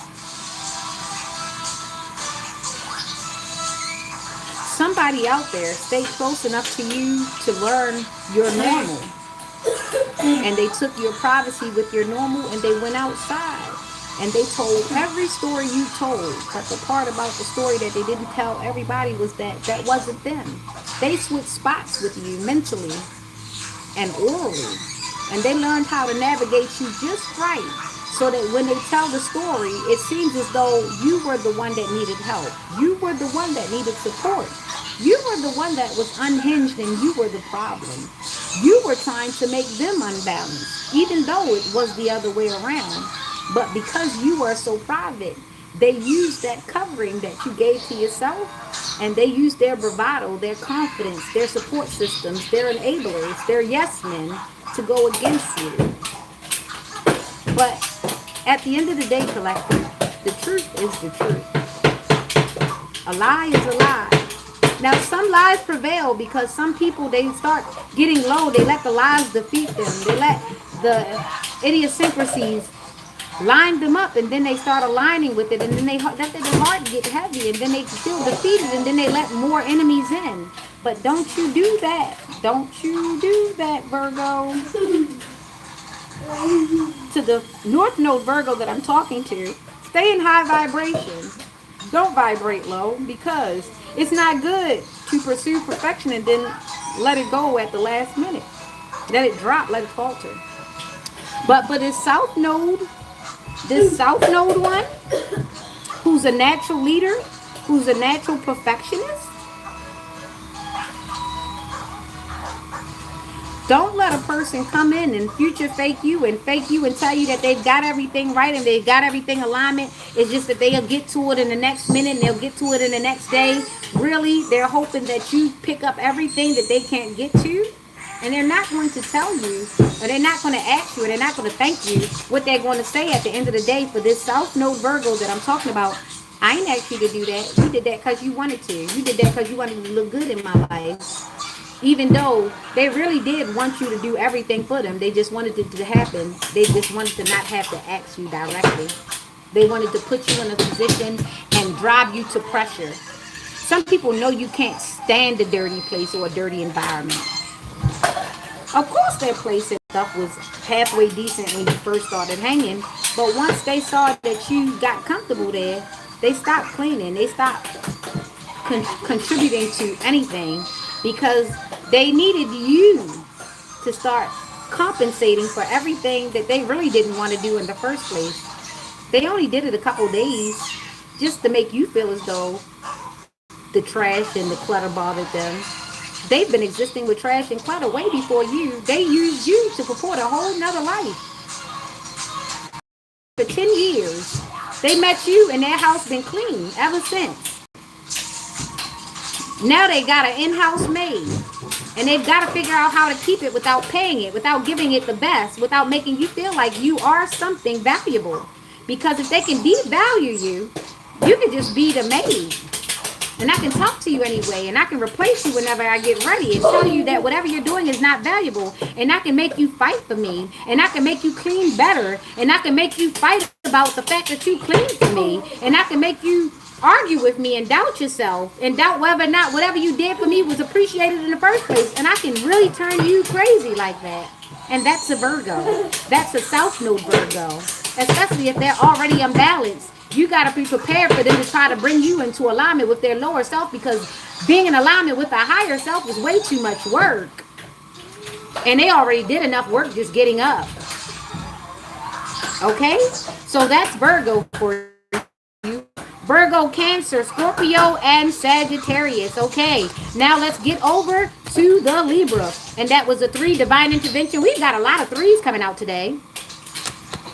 Not a lot of 8s, but 3s, definitely. Temperance, definitely. Damn, I dropped cards. Somebody dropped their cards. Somebody dropped their life. Somebody dropped the mic. Somebody dropped the mic. It's Libra. Either somebody dropped the mic or they dropped... Something dropped. A signal? Or they dropped something dropped. I've got a lot of cards that dropped. Let me count them. The devil was in them, though. That's one thing I can tell you for sure. Okay. Took me a while because it was a lot of them. Look at all that. Now, the devil was in one of these cards, okay? The Page of Swords, the Star, 2, the 7, the 5.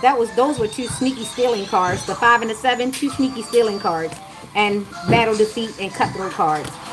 Queen of Cups. That's... not paying you attention, busy, preoccupied. Balance, the devil, obsessed, lovers. Okay, Libra, drop. Something been dropped. Something has been dropped. Somebody has been dropped. Somebody has been abandoned. Somebody has been disconnected from. Libra, it's something about you, and it's a lot. It's a lot. Somebody's not being supported no more. Somebody is turning on Libra. Tower at the bottom. Damn, Tower at the bottom. Somebody's turning on Libra. Libra, somebody's turning on you, or you turned on yourself, or there's a drop in something. There's a decrease, a sporadic decrease. There's a drop in something. Somebody got the drop on somebody. Something dropped. Signal, coverage, an account. They can drop your car insurance. That's something. Something got dropped. Something got dropped. Okay, Libra. We got the 10 of Pentacles. We got the 8 of Cups. Usually the 10 of Pentacles is a good thing. Okay, so Death came out at the end. Okay, I was about to say something, but whatever. Okay, the last one is Scorpio. We're almost done. We're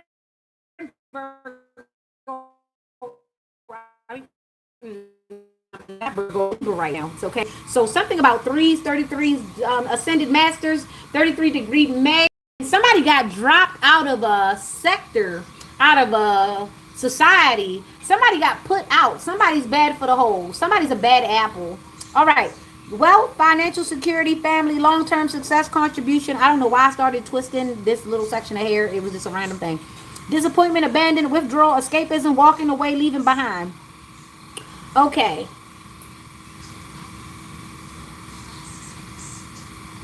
Something was done publicly. This is wealth, financial security, family, long-term success, contribution. This is old money. Somebody got dropped. Libra, did you bring something to attention that was basically a secret?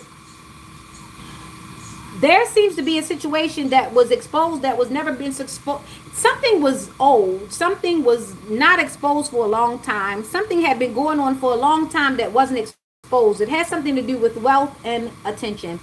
Somebody, you exposed, okay, whatever it is, you being a part of something brought something to light, and they don't want you there no more because they ain't never had this type of attention in their life. Yeah, that part. So somebody's being left behind, escapism. Okay, somebody's being disconnected from, isolated, ostracized. Somebody is being pushed out of a sector, a community, a lifestyle, a something, a family, something. And we've got 10, which is Libra. We got the 8, and then we've got a 13. What is 8 plus 13? 1021. Damn it.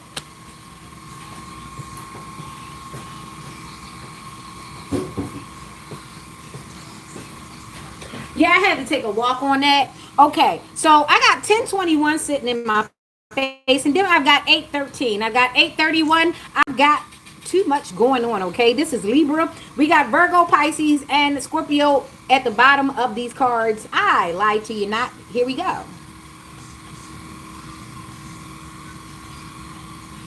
Now I'm going to change them so you can see the numbers.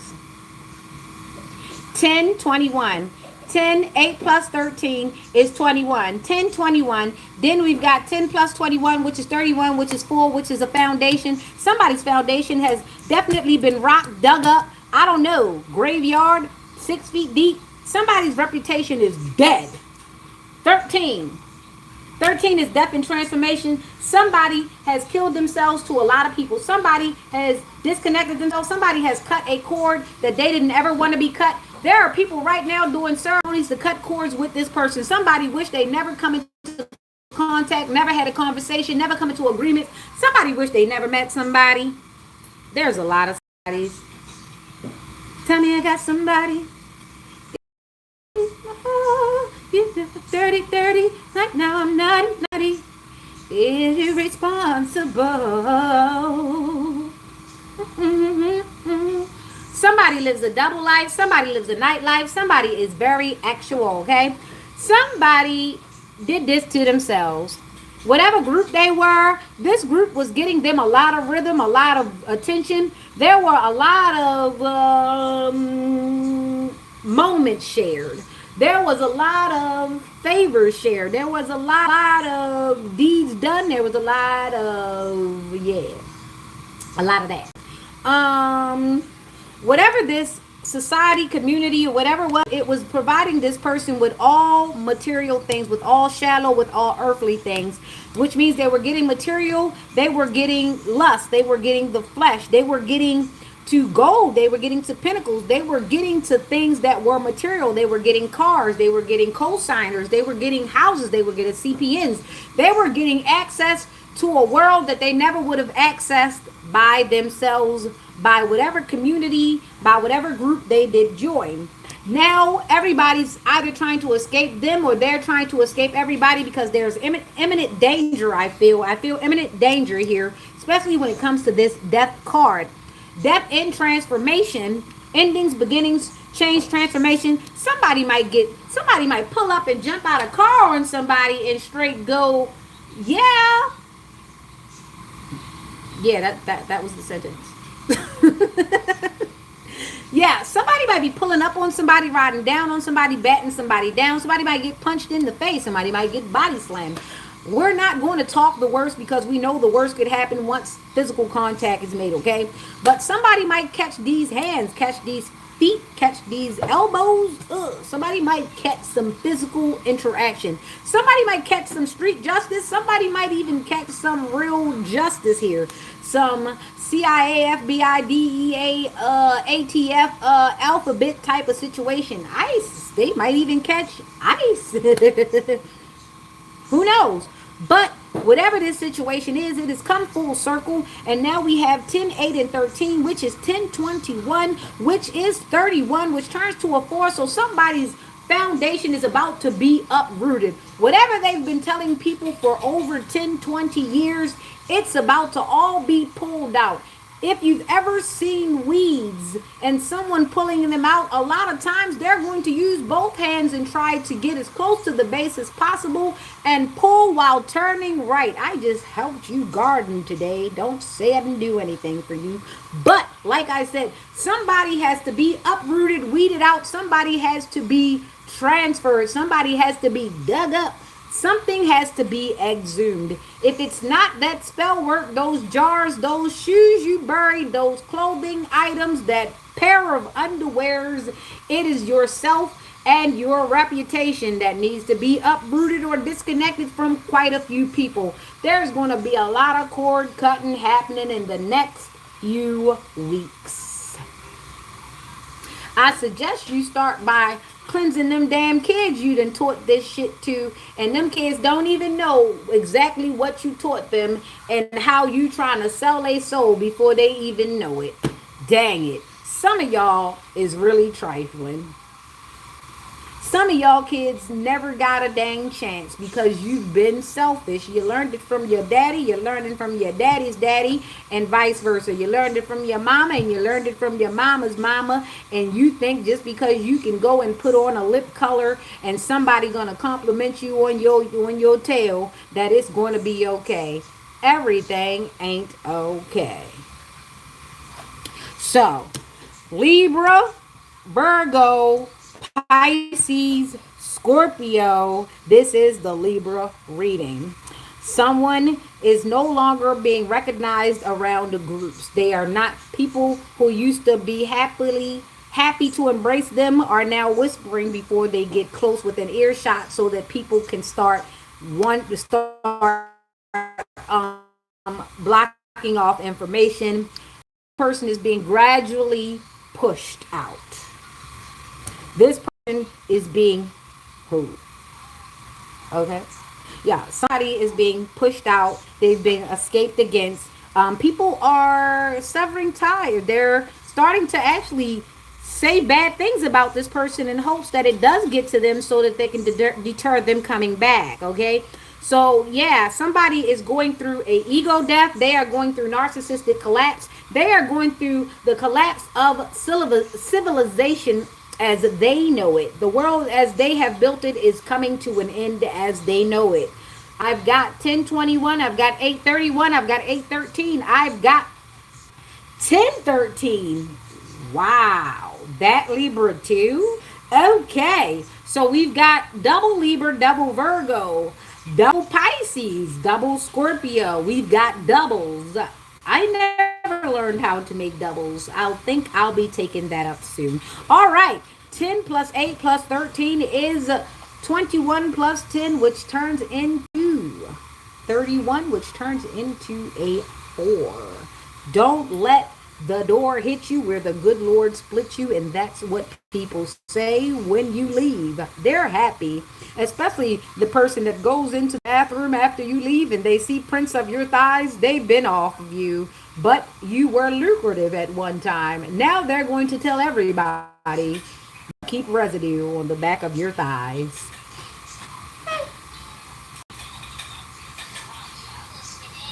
Was I petty enough, Daddy?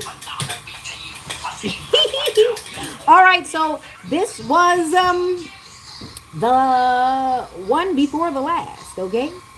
Then 21, 831, 813, 1013. We have double Libra, double Scorpio, double Virgo. All right now, that is it. Well, you know, he did learn from Clive Davis. And so far, we do know that there are a lot of folk here in the city that have definitely adapted that blueprint and that template, not even knowing that's what they were doing. Some people don't understand that they have been a actual committer of slavery. They have committed slavery upon their own people because instead of them going and putting their foot on somebody's powerful neck and bringing them down, they look to the side, they look to the left, they look to the right, and they said, I'm going to bring the people who are right here on this level with me down so that it looks like I'm up. There goes the neighborhood. There goes the illusion. All right, Scorpio, let's get started.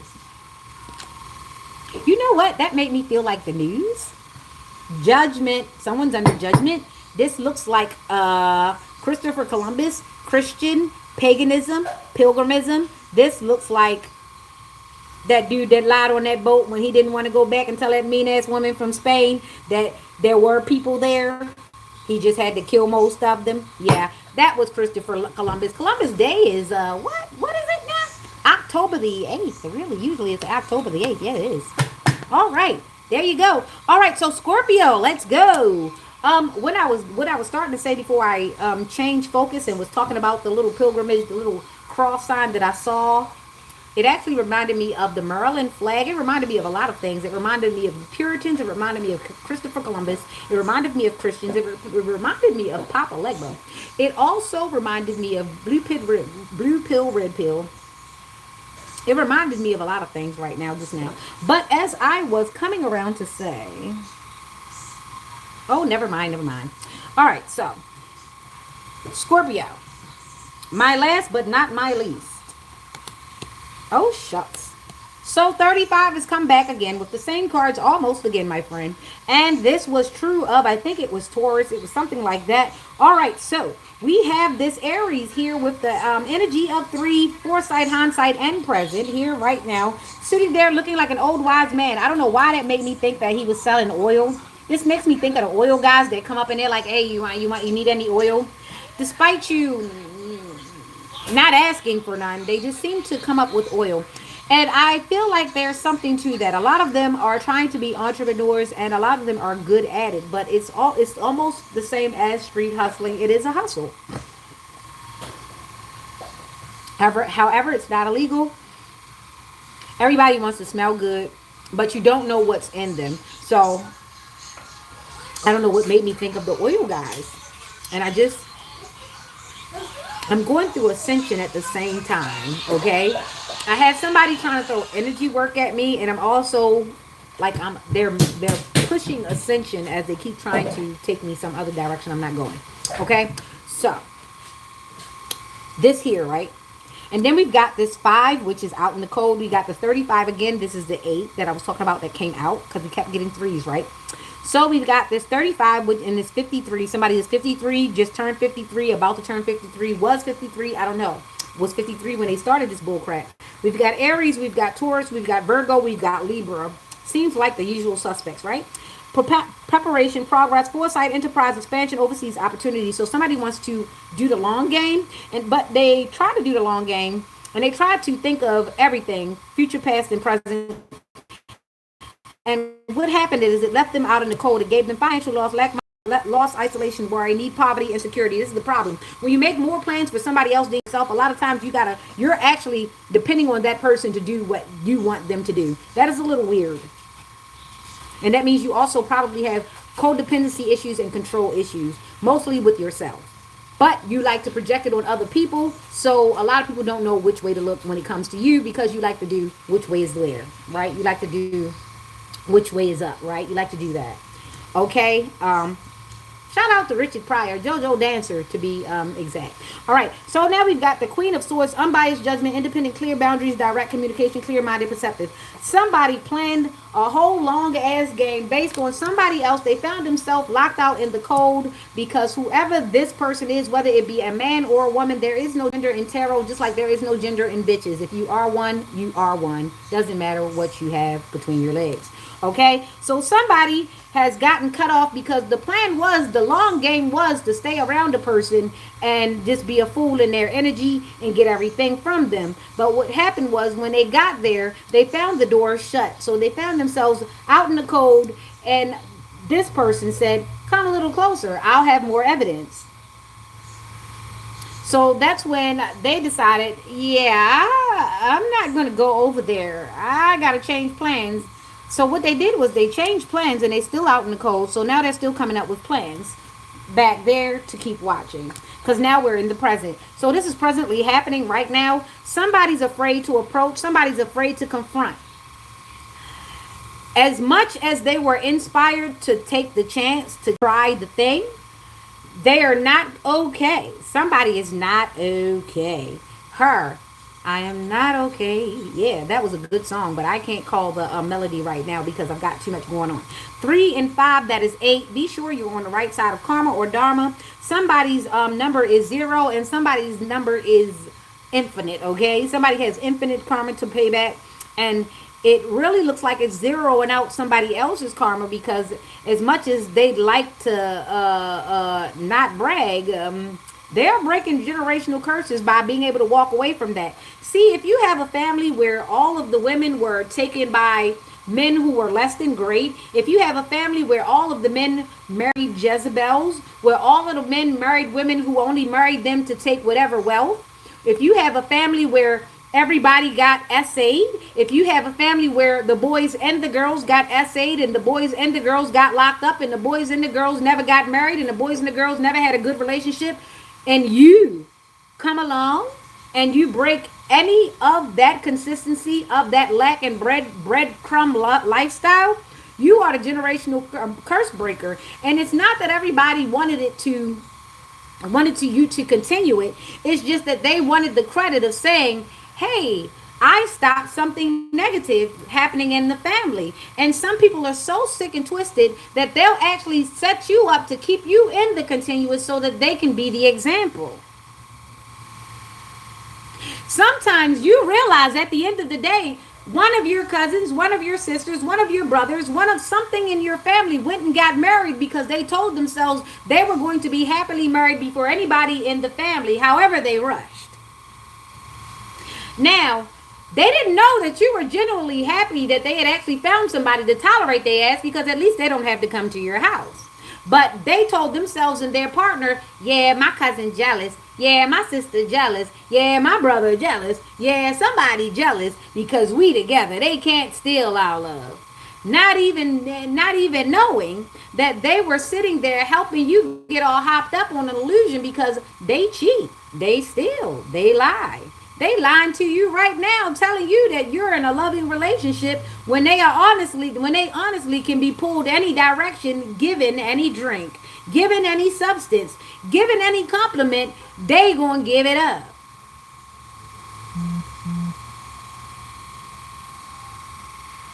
But they told a lot of people that they were going to be happily married. They didn't tell the part where they cheated. They didn't tell the part where they would be compromised. They didn't tell the part when they came home pregnant with somebody's damn baby. It just wasn't the person that they left home and told that they were going to have a good life. Somebody didn't want somebody to be a generational curse breaker. So they decided to plan and plot and plan and plot and plan. They decided that they were going to take this person's money and they were going to live the life of luxury. They were going to do this. But the one thing that they didn't purport, the one thing that they didn't understand was they were out of alignment. And this person went to church. Yep, this person went and prayed. Somebody did something horrible and then went to God right away, which made God say, oh, you who I've helped so many times, I just heard something, and I thought it was your voice. I didn't know it was your voice. I heard you praying on somebody else's downfall, and then 5 minutes later, I heard the same voice come and ask me for an outcome, for a breakthrough. It was you. Oh, I'm going to go tell that person because I'm God. They my children. Y'all my children. I do y'all how I want to. So what had happened was God went and told, but God didn't say who it was. God said, I need you to pay attention. Because obviously some things have been happening right in front of your face. And God said, not only do I need you to pay attention, hold this. And you see, gave this person a sword. And he said, I'm going to send people to you, and you're going to pay attention to how you feel and what you hear. And depending upon what happens, you will know who to pierce. You will know who to send away. You will know how to pillage. You will know how to fence. So unbeknownst to this person who was plotting and planning, God came in and said, I'm not going to give you the answers. I'm not going to do the work for you. But I'm going to train you up. I'm going to teach you how to fence. I'm going to teach you how to hold them off. I'm going to teach you how to pillage and pierce. I'm going to teach you how to wield the sword. I'm going to give you the Bible. And I'm going to show you how to wield it. I'm going to show you how words work. I'm going to show you how to put this together. I'm going to show you how to use what I'm giving you to identify who your enemy is. Even though I know who your enemy is one of my children. And I'm not going to give you the one up on one of my children because all y'all my kids. But what I am going to do is teach you how to fight.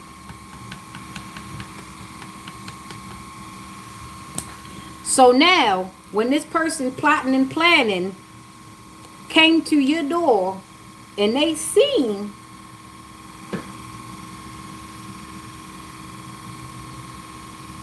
that you learned the little finger trick to do skadoosh, you learned the skadoosh, you did your Kung Fu Panda thing, you got the sensei to actually teach you the little thing.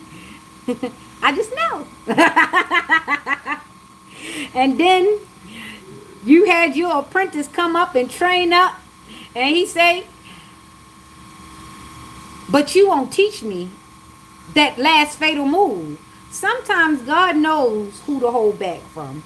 He know if he taught you all the way up, not only would he have more than one Satan running around here, he would be doing a lot more work. He got things to do. He already been through Cain and Abel. He already been through seeing his child Noah cry out and turn into a drunkard. After following instructions to a T, he did not like how his child cried out from following his instructions and still fell short. He didn't like how that heart poured out like him. So then he said, you know what, I'm going to send, and more people came and more people been through. Some got through the test and some didn't.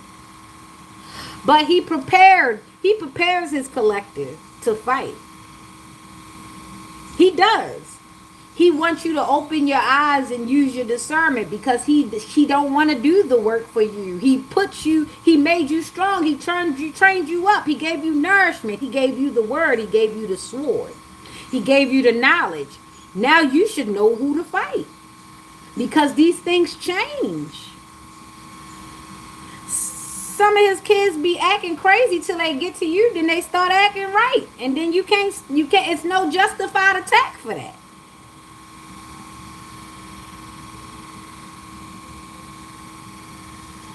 And yes, you do get in trouble for casting the sword into a turned back. Yeah.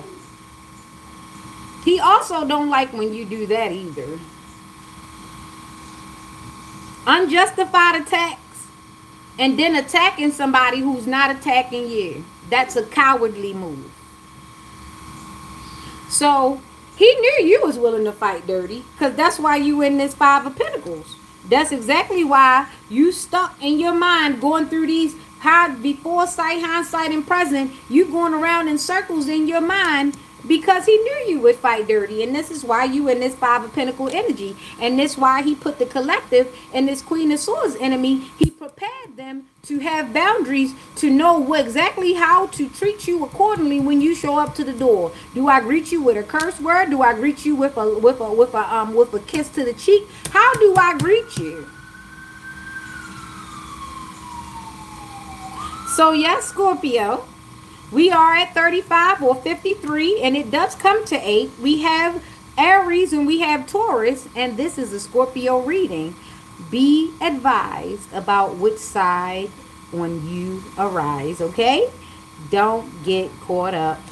God is good. God is here for you. I don't know what you subscribe to, but I won't force a thing on you. I am not religious. I am just spiritual. I am a nobody trying to tell everybody about somebody that can save everybody.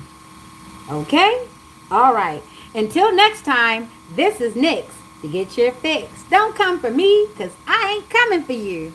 I loves you.